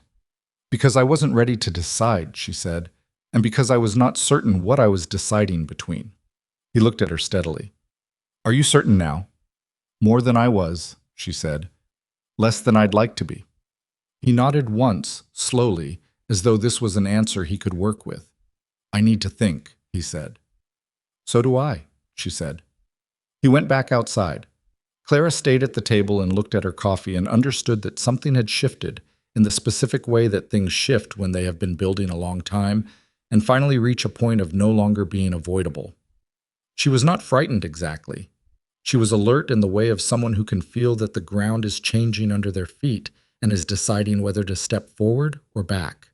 She chose, as she had been choosing since November, to step forward. What came next did not come from Nathan. It came, unexpectedly, from Rose. Rose had been quieter than usual for several days, not unhappy, but interior, the way she went sometimes when something was working through her at the deep, slow pace of a 6-year-old processing things that were too large for 6 years of life experience. Clara had noticed and given her space, which was generally what Rose needed. On a Friday evening, after supper and after Lily had gone to bed early with a headache, Rose came to Clara in the main room and sat on the floor beside her chair in the position she used when she needed a conversation. "Are you going to leave?" Rose asked. The same question, the one she asked everyone. But this time it was different, and both of them knew it. Not the testing question of a frightened child asking a stranger, but the question of someone who had decided the person was not a stranger and needed to know, for reasons that were specific and pressing, what the answer was. Clara set down her mending. "I don't want to leave," she said. "That's not what I asked," Rose said. Clara looked at her with the respect she always brought to Rose's precision. "No," she said. "It isn't." She thought about how to answer honestly without burdening a 6-year-old with adult uncertainty. "The decision isn't entirely mine to make," she said. "There are 2 people who have to decide together. Do you understand that?" Rose considered. "You and Papa." "Yes." "Have you talked to him?" "A little," Clara said. "These things take time." Rose was quiet for a moment. "Mama and Papa used to sit on the porch in the evenings," she said, "before she got sick. They didn't talk much, they just sat." She picked at a thread on the rug. "I think that was them deciding things, without words." Clara looked at the child beside her and felt the particular weight of Rose, the oldness in her, the things she carried that shouldn't have been hers to carry yet. "That's a very wise thing to understand," Clara said. "I know," Rose said simply. Then, "You could sit on the porch with him." "It's May," Clara said. "It's still cold in the evenings." "Bring a coat," Rose said. She stood up, which was her way of concluding a conversation. Went to bed. Clara sat for a while longer, then she got up and put on her coat and went outside. Nathan was there, which she had not entirely expected, though perhaps some part of her had. "I was sitting on the step, not doing anything. No tools, no task. Just sitting with the evening." He looked at her when she came out and moved over slightly on the step, which was an invitation without the word for it. She sat down. The sky was the specific blue of late Montana evenings in May. Not dark yet, not light, somewhere in between, the mountains holding their outlines clear and black against it. The air was cold enough for breath to be visible, but not cold in the way that required endurance, the kind of cold that simply was. They sat for a while without speaking.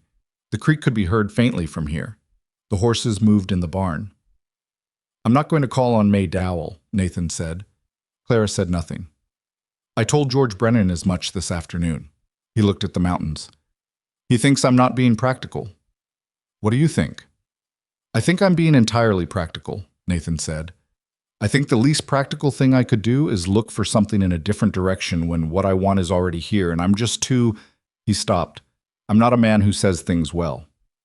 You say things accurately, Clara said. That's more useful. He turned and looked at her. In the low evening light, his face was the face she had been looking at since November, weathered and careful and containing more than it usually showed. I want to ask you something, he said. A different question than this morning. Ask it, she said. Do you think, he started, then reset. Are you, another stop. He looked away at the mountains and then back, and she could see the effort of it, the way it cost him to reach for words in territory he had mostly kept fenced off. Could you consider staying? Not as an arrangement, as something else. Clara held what he had said and did not rush at it. Something else, she said. Yes. Could you be more specific? He looked at her with an expression that was somewhere between exasperated and almost amused, the particular combination she had come to find more endearing than she intended to. You know what I mean, he said. I know what I think you mean, she said. I want to make sure we're talking about the same thing. He was quiet for a moment. Then, with the plainness that was his essential nature, I mean a life, shared, permanent, if that's something you'd want. Clara looked at the mountains, looked at the dark shape of the garden they had planted together, looked at the window where the yellow light from inside fell on the ground in a rectangle, and within it she could see, faintly, the outline of the windowsill where Rose's round creekstone sat beside Nathan's older one. I would want that, she said. The silence that followed was not the silence of things unresolved. It was the silence of something having been said and being allowed to settle.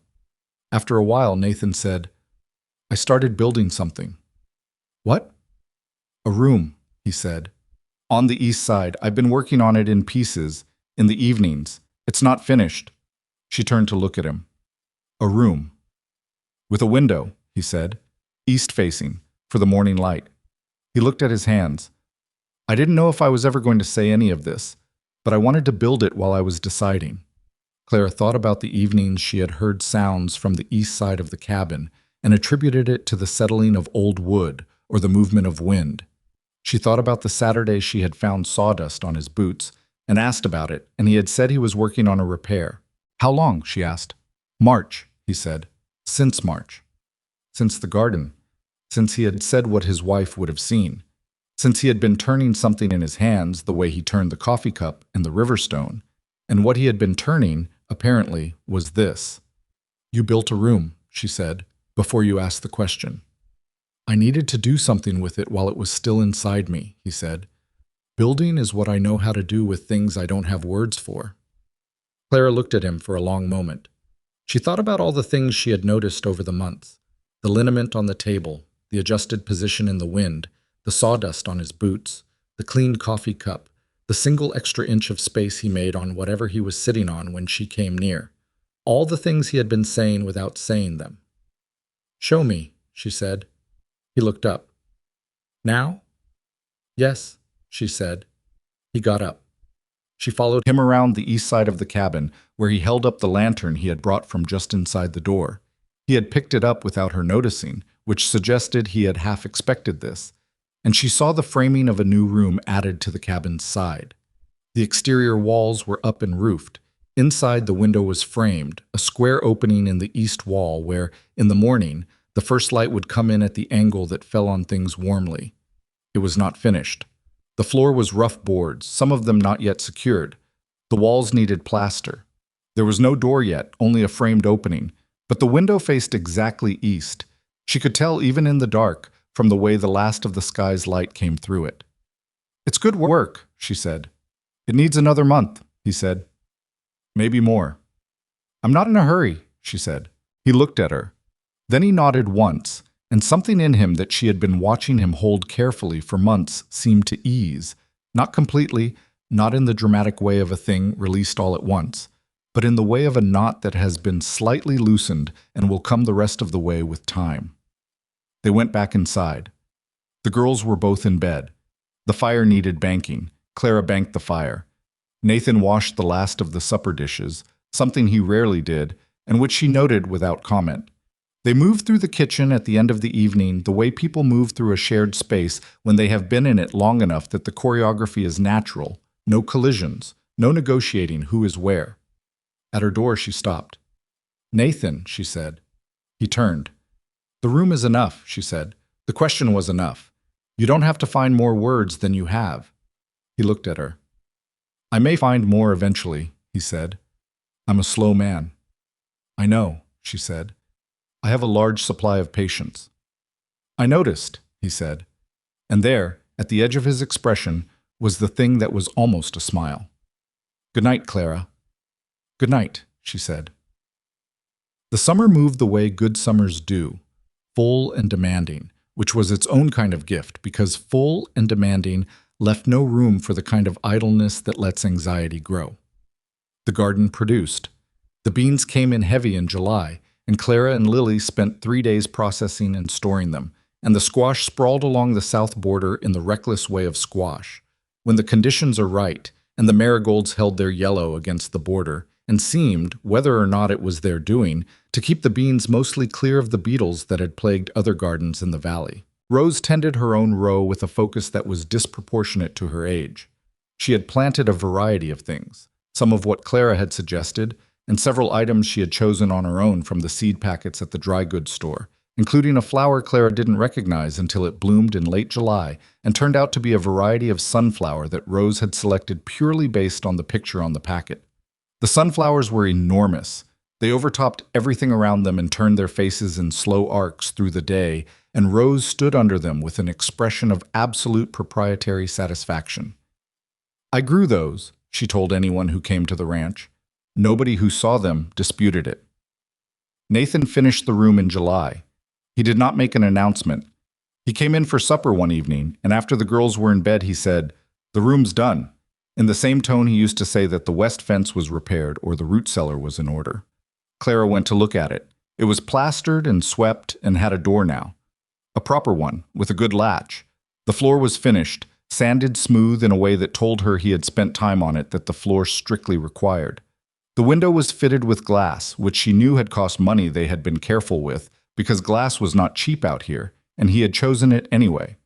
On the windowsill, there was a river stone. Round, almost perfectly so, a little lighter in color than Nathan's. She picked it up. It sat in her palm with a comfortable weight. She looked at Nathan in the doorway. "Rose helped me pick it," he said. Clara set it back on the sill carefully. "It's a good room," she said. The words were inadequate. She knew they were inadequate, and she knew he knew it too, and she also knew that he was a man who understood the distance between what words could carry and what they couldn't, and met that distance without distress. "The window sticks a little in the morning," he said. "Cold makes it swell. You have to lift and push." "I'll manage," she said. She moved her things into the room that weekend. It did not take long. She had not accumulated much. A second dress she'd made from fabric she'd traded for over the winter. The notebook. A book she had brought from Illinois, and another she had found at the dry goods store in a box of donated items. The small leather case that had been her mother's, inside which she kept the things that mattered most, and that she had never opened in front of anyone here. When she was done arranging, she stood at the window and looked east, toward the creek she could hear but not quite see from this angle. The light was early evening. Not the morning light the room was built for, but enough to understand what the morning would be. Behind her she heard Nathan in the kitchen, and the girls' voices, and the sound of supper beginning without her, and then Rose's voice carrying, "Clara, Lily burned the cornbread again." "I did not burn it," Lily called back with the injured dignity of someone who has slightly burned a thing. "It's brown. Brown is not burned." "Brown on the bottom is burned," Rose said. Clara turned from the window. She went to the kitchen and looked at the cornbread, which was, in fact, brown on the bottom, in the way that was not quite burned but was close enough that the distinction was a matter of interpretation. Nathan was looking at it with the neutral expression he used when he was staying out of something. "It's fine," Clara said. "Cut it from the top. Leave the bottom." Lily looked vindicated. Rose looked like she was reserving judgment. They sat down to supper, all four of them, at the table that had been there since before Clara arrived, and would be there after all of them were gone, and they ate the cornbread that was browned but edible, and the beans from the garden that had come in that week, and the salt pork that was the reliable constant of their table through every season. It was an ordinary evening. That was the thing about it. It was ordinary in the specific way that only happens when something has been built carefully over time. There was nothing remarkable about the supper, or the conversation, or the particular quality of light coming through the kitchen window as the sun went down. There was nothing that would have distinguished it to a stranger looking in. But to Clara, sitting at the east side of the table in her usual chair, with the room she had moved into visible through the doorway, and the garden producing outside, and the two girls arguing about cornbread, and the man across the table who had built her a window facing east, it was not ordinary. It was the opposite of ordinary. It was, without ceremony or announcement, the thing she had been building toward since November. In August, she wrote a letter to the county schoolmaster declining the teaching post for the fall. She told him she had other commitments. She thanked him for the offer and told him she might revisit it in a year or two when she had a better sense of what the coming seasons would require. She sealed the letter and gave it to Nathan to post when he went to town, and he took it without reading it and without asking what it said because he was a man who trusted what he was given, and she appreciated that more than she knew how to say. John Harmon stopped Nathan at the mill in late August and asked, with the directness of a man who considers social subtlety a waste of time, when Nathan was planning to make things official.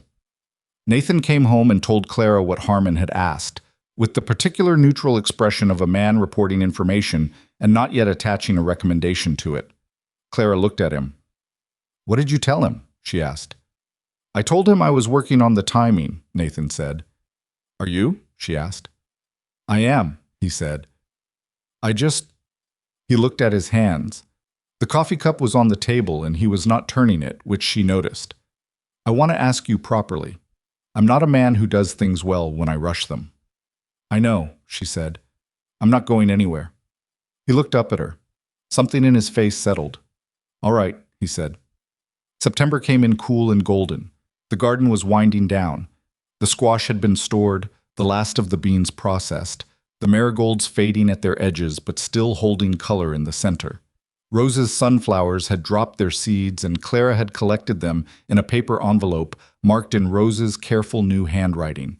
She had learned to write her name and 12 other words over the summer, a pace that satisfied both of them. On a Saturday evening in the second week of September, Nathan asked her. He did not do it dramatically. I was sitting across from her at the kitchen table after supper and the girls were in bed, and he reached into his coat pocket and put a ring on the table between them. It was a plain silver band, not new. She could see it had been worn before, and he looked at it for a moment before he looked at her. "This was my mother's," he said. "She gave it to me when Ellen died. Said to keep it until I knew what to do with it." He was quiet for a moment. "I know what to do with it." Clara looked at the ring, then at him. "You're certain?" she said. Not challenging. She had simply promised herself a long time ago that she would never accept anything important without making sure the person offering it had considered it fully. "I have been certain for a while," he said. "I told you I was slow." She picked up the ring. It was warm from his pocket. "Yes," she said. He exhaled. It was a short sound, almost inaudible, the sound of a man releasing something he had been holding carefully for months. "Yes to the question, or yes, you heard me?" "Both," she said. He almost smiled then. Not the almost smile she had been cataloging since November. Something closer to the real version of it, with more of his face involved. She put the ring on. It fit, which neither of them had arranged for and which she decided not to examine too carefully. Outside, September moved through the dark, and the creek ran east as it always did, and the garden waited in the cool night with its spent stalks and its stored seeds, and the particular completeness of something that has come full cycle. In the kitchen, the fire burned down to its quiet red core. Neither of them rushed to move. The ring sat on Clara's finger through the last weeks of September and into October, and she kept noticing it in the way you notice something new that has become part of your body. Not constantly, but in odd moments, when her hand was doing something ordinary and the light caught the silver and reminded her of what it meant. She had not expected to feel so much about a plain band. She had imagined, in the abstract way she used to imagine her future, that an engagement would feel like arrival. A destination reached, a door closed behind you. What it actually felt like was more like the moment in early spring when the ice begins to move on the creek. Not stillness resolved into warmth, but something shifting, audible, going somewhere. Nathan told the girls at breakfast the morning after he asked. He simply said that he and Clara were going to be married, in the same tone he used for practical announcements, because that was his nature, and the girls knew it, and it was not insufficient. Lily received this information with a nod that was too controlled to be casual. She had been hoping for it long enough that she had practiced receiving it. Rose, on the other hand, looked at Clara's hand, looked at the ring, looked at her father, and said, "I picked the stone for your windowsill. Did he tell you?" "He told me," Clara said. "Good," Rose said, and went back to her porridge with the satisfied air of someone who had been a contributing party to an important outcome. There was no dramatic scene, no tears, no embracing, no performance of the moment. It was breakfast in a kitchen in Montana in September, and the fire needed feeding and the horses needed their morning water. And there was a leak at the corner of the barn roof that Nathan had been meaning to address for 2 weeks. Life did not pause for the announcement. It simply continued, with the announcement folded into it. That was, Clara thought, exactly right. The question of the wedding was a practical one, and they approached it practically. Neither of them wanted a large production. Red Canyon had a justice of the peace, Harold Fitch, a dry-humored man of about 60, who had conducted more weddings than he could count and approached each one with the same business-like decency. Nathan rode into town to speak with him on a Tuesday and came back with a date in October, the 15th, a Saturday, which gave them 3 weeks. 3 weeks was enough time for a wedding that was not trying to be more than it was. What Clara had not anticipated was the community. She had understood by now that Red Canyon had softened toward her over the year.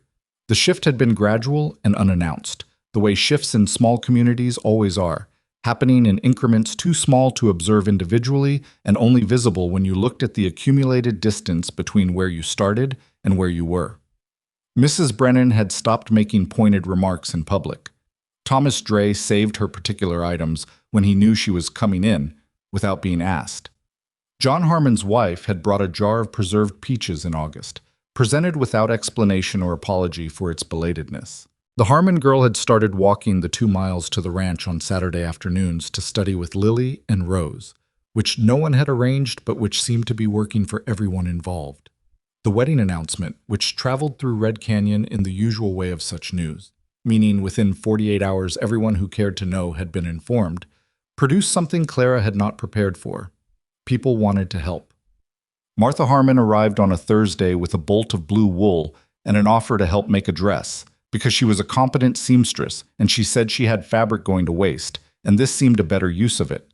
Clara accepted because the offer was genuine and because she did not have a dress appropriate for a wedding, and buying one would have cost money better spent on the root cellar. They worked on the dress at the kitchen table over 2 Saturdays. Martha Harmon was practical company. She did not fill silence with noise. She did not ask questions that were really statements. She focused on the work with the efficiency of someone who had learned that good conversation and good sewing both required attention, and you couldn't fully give both simultaneously. Clara appreciated this enormously. The dress was simple, dark blue, as the wool suggested, with a collar and good buttons that Martha produced from a tin she kept for such purposes. Not elaborate, not trying to be something it wasn't. Clara stood at the window of the east-facing room to look at herself in the small mirror Nathan had hung there. He had added the mirror without mentioning it, another of the small silent additions he made, and thought that she looked like herself, more formally dressed than usual, but herself. That seemed right. Lily had opinions about the collar. She expressed them with the precision of someone who had been thinking about them for several days and was releasing them all at once. Clara listened and incorporated one of the suggestions, which happened to be the best one, and Lily received this with the dignified satisfaction of having been taken seriously. Rose, when asked if she had opinions, looked at the dress carefully and said, "It's the color of the creek when the sky is in it." She appeared to mean this as a compliment of the highest order. "Thank you," Clara said. The night before the wedding was a Friday, and it was unexpectedly hard. Not in any way Clara had anticipated. The preparations were done. The dress was finished. Harold Fitch had confirmed the time, 10 in the morning, at the small county building that served as his office. John Harmon and his wife would be witnesses. The girls were ready. The practical things were handled. What Clara had not handled was the things she usually managed by keeping busy. She sat in her room. Her room, the one with the east-facing window, long after the house had gone quiet, and she was honest with herself about what she was feeling. Not doubt. She was clear enough about Nathan, about this, about the life here. That doubt was not the right word. What she felt was something closer to the particular grief of a person who has survived something and is only now, in the quiet after, allowing themselves to understand what it cost. She had arrived in Red Canyon 11 months ago with $62 in one bag and the ruins of a plan. She had stood on a platform and been told she was not wanted, not worthy, not sufficient. She had walked away from that without breaking in public, and then she had broken a little in private, on a bench at the end of the platform with her hands pressed to her thighs and the wind pulling at her coat, and she had told herself that this was survivable because she had survived worse, which was true, but was also the kind of truth that doesn't fully comfort a person in the moment of needing comfort. She had spent 11 months building something out of materials that were not what she planned to work with. She had repaired and planted and taught and endured and occasionally limped for a week from being knocked into a barn wall. And somewhere in the middle of all of it, without choosing a specific day or moment, she had stopped surviving and started living. Tomorrow she would marry a man who had built her a room with a window facing east because he did not have the words yet and needed to say it with his hands. She would become the legal mother of 2 girls who argued about cornbread and grew sunflowers and placed creek stones on windowsills and asked hard questions without flinching. She would be, in the eyes of Red Canyon and in her own, no longer the woman who was rejected on the platform. She would be Clara Cross. She would lose something in that. She understood this. The woman who had walked away from that platform alone had a particular kind of self-reliance that was forged in a very specific fire, and you did not carry that kind of thing into a shared life without it changing shape. She was not afraid of that change. She simply wanted to acknowledge, alone and honestly, what it had taken to get here. She sat at the window and looked at the dark, and then she took out her notebook and wrote one line. I survived the platform. Everything after was living. She closed the notebook and put it in the small leather case that had been her mother's and went to bed. She slept well. The morning was clear and cold, the specific crystalline cold of October in Montana that turned the mountains sharp against the sky and made the air feel clean in the lungs. The light came in through the east window at the angle Nathan had designed it for, early and direct and warm in color even when the temperature was not warm, and Clara lay still in it for a moment before she got up. She could hear Nathan in the kitchen. The smell of coffee came through the door. She heard Rose's voice asking something, then Lily's answer, then the particular silence that meant Nathan had said something with a look rather than words. She got up. She dressed in her ordinary clothes for the morning. There was no point putting on the good dress before they needed to leave, and went to the kitchen. Nathan looked at her when she came in. He had made an effort. His shirt was pressed, his face shaved close, his hair combed in a way that suggested more deliberate attention than he usually devoted to it. He looked like himself, formally arranged. She found this deeply reassuring. Coffee, he said, and handed her a cup. Thank you, she said. Rose was already in her best dress, a blue-gray that had been let out twice in the past year because she was growing at an unreasonable pace. Lily was helping her with her buttons in the efficient, slightly impatient way of an older sibling who has been asked to do something that should be simple and is discovering it is more complicated. Hold still, Lily said. I am still, Rose said, and moved. Clara drank her coffee and watched them and thought that some mornings were exactly what they looked like. They arrived at Harold Fitch's office at 10:05. John and Martha Harmon were already there, standing outside in their good coats. Martha had brought a small bunch of late-season wildflowers, the kind that persist in Montana into October if the frosts have been mild, and pressed them into Clara's hands with the matter-of-fact generosity that was her particular way of caring about things. For something, Martha said. I couldn't find anything old or borrowed that made sense. These are enough, Clara said. Harold Fitch opened the door and they went in. The ceremony was 15 minutes. Harold Fitch conducted it with the straightforward competence of a man who had said these words many times and still treated each occasion as worth doing correctly. Nathan said what he was asked to say in a steady voice that did not waver, looking at Clara with the direct, undeflecting gaze he brought to things that mattered.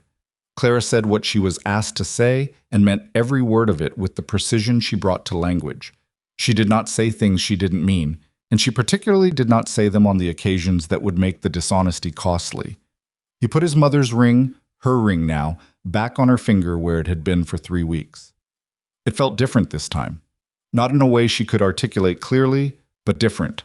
More weight, more permanence, more like a thing that had been placed and would stay placed. Harold Fitch said what needed to be said to make it legal. John Harmon shook Nathan's hand. Martha Harmon squeezed Clara's and looked at her with the expression of a woman who has seen enough of life to know that this was the kind of thing worth the cost of witnessing. They drove home under the October sky, all 4 of them in the wagon, the girls on the bench behind Nathan and Clara. Rose held the wildflowers because Clara had given them to her to hold, and she treated this responsibility with great seriousness. Lily sat with her hands in her lap and her chin slightly elevated, which was her posture when something was important and she was trying to be equal to it. Nobody said very much. There was nothing wrong with that. The reception, such as it was at the ranch. Martha Harmon had arranged this without asking. She had simply told Clara the week before that she would bring food, and several of the neighboring families would come by in the afternoon, and Clara had understood that this was not a request but an act of community, which required acceptance rather than planning. About 20 people came through over the course of the afternoon. The Harmons, the Vickers family from the East Road, Thomas Dray and his wife, 2 families Clara knew only slightly from the far edges of the valley. Mrs. Brennan came, which surprised Clara, and brought a jar of her apple preserves and said, "You've done good work here," in a tone that suggested this cost her something to say, and she had decided it was worth saying anyway. "Thank you," Clara said, and meant it without irony, which she thought was probably the right response to someone making an honest effort. The afternoon moved through itself in the way of such occasions, food and conversation, and the particular warmth of people gathered in a house that was small enough that bodies in it changed the temperature. The girls moved through the guests with the social confidence of children who were on their own ground and knew it. Rose made a presentation of the sunflower seeds to Martha Harmon, who accepted them with appropriate gravity. Lily conducted what appeared to be a series of small debates with the Vickers children on various topics and seemed to win most of them.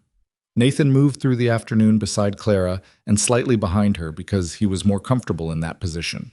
Not subservient, just naturally inclined toward the edge of a crowd. And she was comfortable being the one in front, and they had arrived at this arrangement without discussing it because it was simply accurate to who they each were. By late afternoon, when the last of the guests had gone, and the kitchen had been put back in order by the combined effort of everyone who'd been there, the house was quiet in the particular way of a place that has recently held a crowd and is settling back into itself. The fire burned. The girls were tired in the way of children who have performed well at something demanding and are now in the visible decline phase. Nathan put them to bed. Clara heard his voice through the wall, lower than usual, saying something that made both girls quiet. She didn't try to hear the words. Some things were between a father and his daughters. She stood in her room, their room, she supposed now, though they had not yet addressed the specifics, and looked at the 2 creek stones on the windowsill in the last of the evening light. Nathan's older, irregular one, Rose's round, pale one. They had been there since spring, accumulating a kind of silent permanence. She added a third, a flat dark stone she had carried in her coat pocket since March. She had picked it up on the day she drove the wagon to town alone for the first time and found it in the road near the creek crossing, an unremarkable stone that she had put in her pocket without knowing exactly why, only knowing that she wanted it. She set it beside the other 2. 3 stones, 1 window, east-facing. Nathan came to the doorway. He looked at the windowsill. "That's new," he said. "Since March," she said. He looked at it for a moment. "You didn't put it there before." "I was waiting," she said. He didn't ask for what. He understood enough to know that some things have a right moment, and she had known when it was. He came to stand beside her at the window, and they looked out at the dark land together. The mountains were invisible now, absorbed into the night, but you knew they were there from the quality of the darkness. Denser in that direction, more present. "The east fence will need work before winter," he said. "I know," she said. "The corner post is still soft from the September wet. I'll get to it this week." "I'll help," she said. He looked at her. "You don't have to." I know, she said. A pause. Clara, he said, not heading into a sentence, just saying her name the way you say a thing you are glad to have. Nathan, she said back. He put his hand over hers on the windowsill. Not dramatically, just placed it there, where it stayed. His hand was rough and warm and considerably larger than hers, and she did not move hers away from under it. They stood at the window for a while. Outside, October moved through the Montana night with the indifference the land had always brought to human arrangements. The cold came, the stars appeared in the gaps between clouds. The creek ran east as it had always run, carrying with it whatever the mountains gave it. The ranch sat in the dark, fences and garden and barn and the low cabin with its east-facing addition, all of it still and present and continuing. This is the thing about a life built by ordinary effort. It does not announce itself. There is no moment where a horn sounds and someone official declares that you have arrived somewhere worth arriving.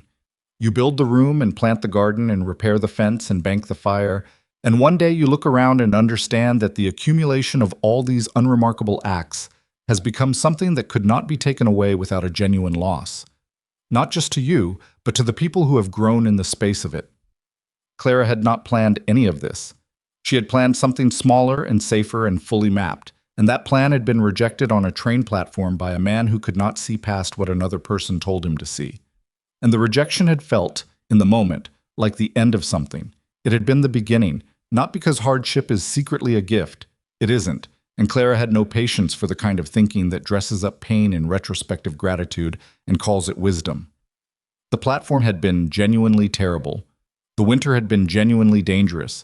The loneliness of those first weeks, the shaking hands, the $62, the not sleeping, none of that had been secretly good. It had been hard in the way that hard things are, without the grace of a larger plan visible from inside them. What she had come to understand, over 11 months and one October wedding and the accumulated weight of daily life, in a place that asked everything of you, was something different and more useful than gratitude for suffering. She had come to understand that who she was, the part of her that kept her hands steady when she needed them steady, and her voice level when she needed it level, and her feet moving when it would have been easier to stop, that part was not something she had found in Montana. It was something she had carried the whole time and had only discovered the dimensions of when the situation required them. The platform had not built her. She had been built long before it, by the losses she had already absorbed and the years of quiet, unglamorous work, and the particular self-knowledge that comes from a life where no one is going to make your room for you and you have to make it yourself. Montana had simply given her enough space to see the full size of what she already was. This is not a comfortable truth because it means there is no external circumstance to credit for who a person becomes. You cannot say, the hardship made me. You can only say, here is who I was, and here is what the hardship revealed of it. The shape was there already. The difficulty was the light that let you see it. Clara had sat with this understanding for months before she could hold it steadily. She did not share it with anyone because it was not the kind of thing that translated well into conversation. It lived in her notebook in fragments, and in the way she moved through her days, and in the patience she brought to the girls. Not the performed patience of someone trying to be good, but the real kind, which is just understanding that everything takes the time it takes, and fighting that fact is costly and usually futile. The girls had given her something she had not fully expected either. She had expected to care for them. She had not expected to love them in the way she found herself loving them. Not as a substitute for something missing in herself, not as an obligation fulfilled, but as the love you have for specific particular people who have let you see them at their actual dimensions. Lily with her difficult precision and her careful pride in the reading she had done alone in the months after her mother died, not because anyone asked her to, but because the capacity was there and she could not let it go unused. Rose with her grave philosophical inquiries and her sunflowers and her creek stones and the way she placed important things 2 inches apart, respecting each other's territory. They were not her children by blood. They were her children by accumulation, by the mornings and the lessons and the fence mending and the blizzard nights, and the conversations by the fire that had built something between them that had no technical name and did not require one. She thought sometimes about Ellen, Nathan's wife, the girl's mother, the woman who had laid the garden out and read to them every night even when she was sick and whose eyes Rose had inherited. She did not think of her with jealousy or with the discomfort of replacement. She thought of her with something closer to recognition, one woman understanding another across the distance of death, seeing the things she had built and tended and left behind, and doing the work of continuing them. The marigolds were Ellen's. Clara had kept them because they worked, and because a woman who knew what she was doing had put them there for reasons that did not expire when she did. That felt right. The winter that followed was no easier than the one before, because Montana winters did not offer discounts for good behavior. The cold came in November as it always did, settling over the land with its full weight, and the fence work Nathan had done in October held against the first storms, which was its own satisfaction. The root cellar was better stocked than it had ever been during Clara's time there, sir. The garden had produced, the trading had been timely, and they had planned with the discipline of people who understood what the alternative looked like. They were roped together at the wrists again during the bad storms, crossing to the barn and back. This was practical. It was also, in the privacy of Clara's interior accounting, one of the things she found herself grateful for in a way she kept to herself. The matter-of-fact physical reality of being connected to another person in difficult weather, the warmth of a hand you could feel through a rope. The girls grew through the winter in the way that children grow, not visibly, day to day, and then suddenly undeniable. By January, Lily needed new boots because she had grown past her old ones with the indifference of a child whose body does not consult practicality before making its decisions.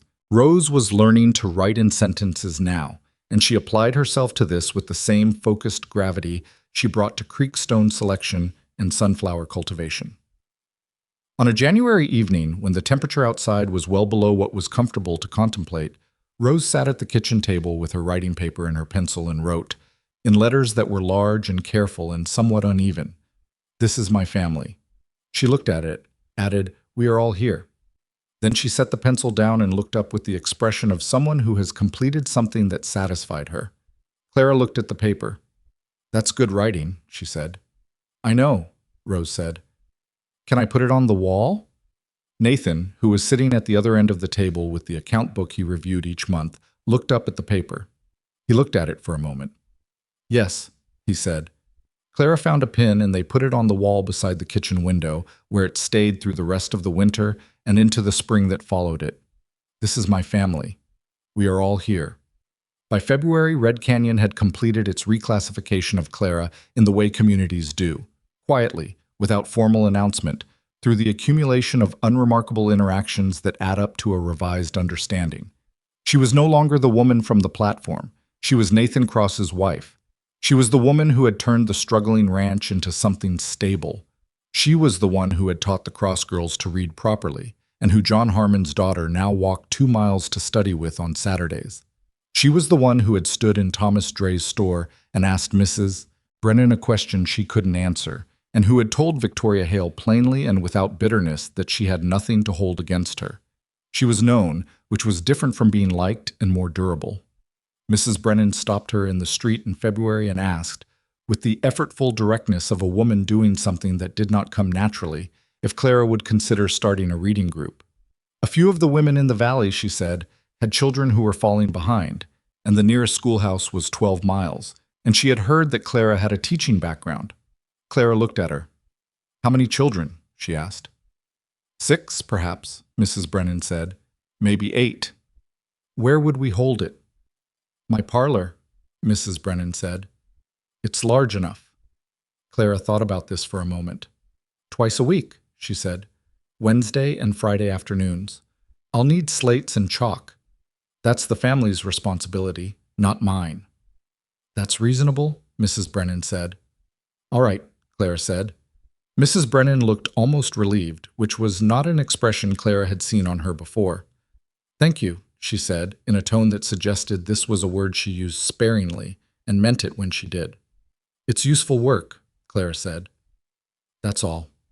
She told Nathan that evening. He listened and then said, "Will it be too much with the ranch work in spring?" "I can manage Wednesday and Friday afternoons," she said. "If I need help with something, I'll say so." He looked at her. "All right," he said. "You don't need to worry," she said. "I know you can handle it," he said. "I just wanted to ask." A pause. "I didn't used to ask enough. About Ellen. I assumed she was managing." He said this quietly, without visible emotion, in the way he said the things that cost him the most. Clara understood that this was something he had been carrying and had chosen, tonight, to put down in front of her. "You can always ask me," she said. "I'll tell you honestly." "I know you will," he said. "That's why I'm telling you." The reading group met for the first time on a Wednesday in early March, 1 year and 4 months after Clara had stepped off a train with one bag and $62 and a plan that had disintegrated before she reached the end of the platform. There were 7 children in Mrs. Brennan's parlor, ranging from 6 to 12 years old, of varying levels and with the full range of attitudes that children bring to things they've been told are educational. Clara managed them with the same methodology she had always used. She treated them as capable. She made the work feel useful rather than obligatory, and she did not tolerate the particular cruelty that children in groups sometimes visit on the ones who are struggling. Lily came with her, which was not something Clara had planned, but which turned out to be valuable. Lily at 9 was considerably more advanced than any of the other children, and Clara put her to work helping the younger ones, which Lily managed with a precision that was occasionally excessive but was fundamentally kind. Rose stayed home with Nathan. She was still too young for the group, a fact she had registered her objection to, and then accepted with the philosophical composure of someone who has decided that objecting to an unjust situation is appropriate, but protracted distress about it is a waste of energy. She was, in this, very much like her father. On the ride home from the first session, Lily said, "Agnes Vickers doesn't hold her pencil correctly. She grips it too tight, and it slows her down." "I know," Clara said. "I'm going to address it next session." "I could show her," Lily offered. "I may take you up on that," Clara said. Lily was quiet for a moment. Then, with the lateral approach to important questions that was her particular style, "Do you think you'll keep doing this, the teaching?" "Probably," Clara said. "Why?" "Because you're good at it," Lily said, "and people around here need it." A pause. "And because you look the same way when you're teaching as when you're gardening." "What way is that?" Lily thought about how to say it. "Like you're doing the thing you're supposed to be doing," she said, "not like you're waiting to finish." Clara considered this as the wagon moved along the road between the bare March trees. The sky was the particular pale gray of a Montana afternoon that is not quite promising spring, but is beginning to think about it.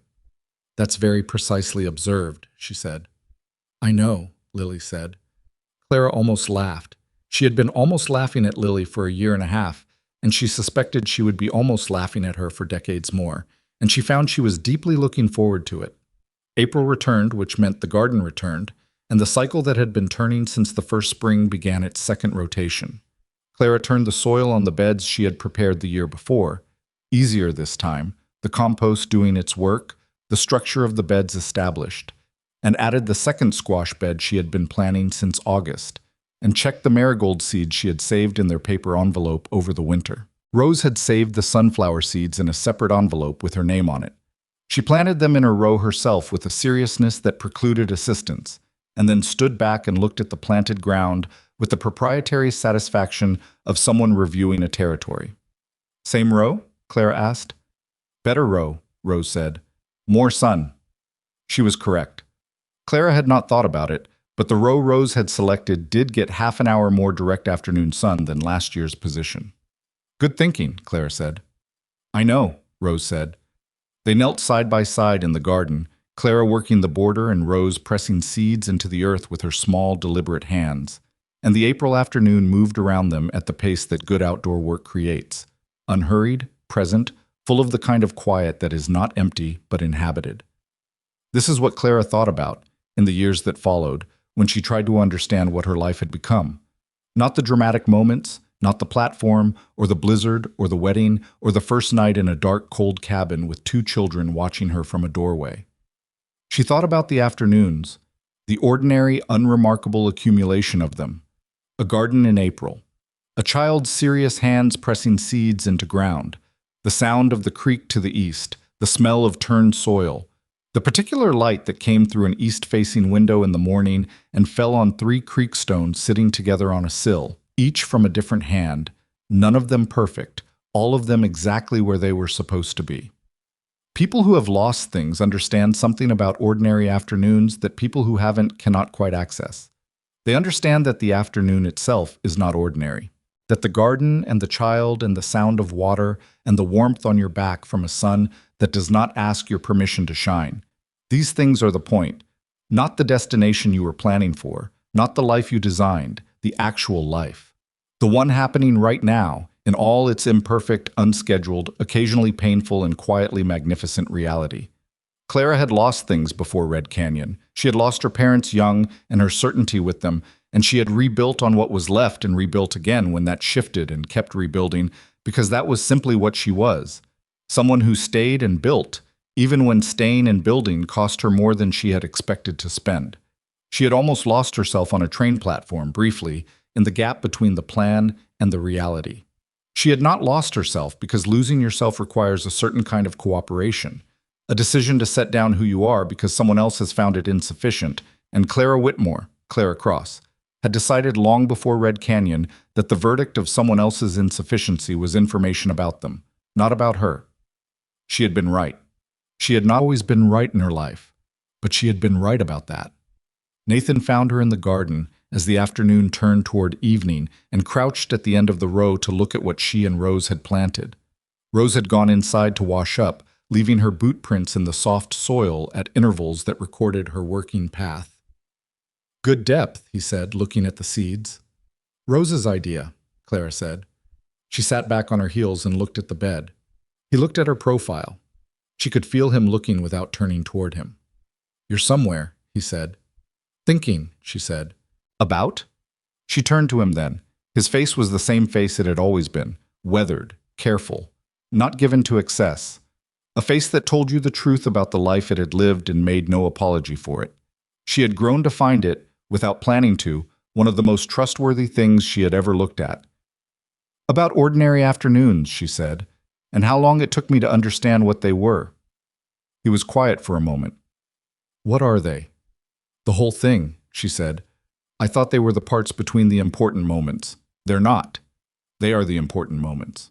Nathan looked at the garden, at the boot prints in the soil, at the stone wall along the south border where the marigolds would come back in May, because marigolds, planted properly and given good ground, come back. "Ellen understood that," he said. "She told me once that I was always waiting for the day things would settle. She said things never settle. She said that's not a problem to be solved." "She was right," Clara said. "She was right about most things," he said. "It took me longer than it should have to understand which things." He stood and offered his hand. She took it, and he pulled her up from the crouch, and they stood together in the garden in the April evening with the mountains going dark behind them and the first stars appearing in the east where the sky was already deeper. "Supper," he said. "In a minute," she said. He let her have the minute. He went in and she stood in the garden alone for a moment, looking at the upturned soil and the careful rows and the place at the border where the marigold seeds were waiting underground, as they had been waiting all winter, for the temperature to give them the signal that it was time. She had a life now that no one had handed her. She had built it from a train platform and $62 in one bag. And the refusal to let other people's assessments be the last word on her value. She had built it with cold hands and an aching back and the particular stubbornness that looks like patience from the outside, but is, on the inside, just the decision to keep going made over and over until it becomes a habit and then a character, and then simply who you are. It was not the life she had planned. It was the one she had earned. And standing in the garden in the April dark, with the smell of good soil around her, and a window facing east and 3 stones on a sill, and 2 girls inside, who had learned to hold their pencils correctly, and a man who built things when he had no words, and the sound of a creek that ran east as it always ran, she understood that earned was better than planned. Planned was a door you could see. Earned was the whole house. She went inside.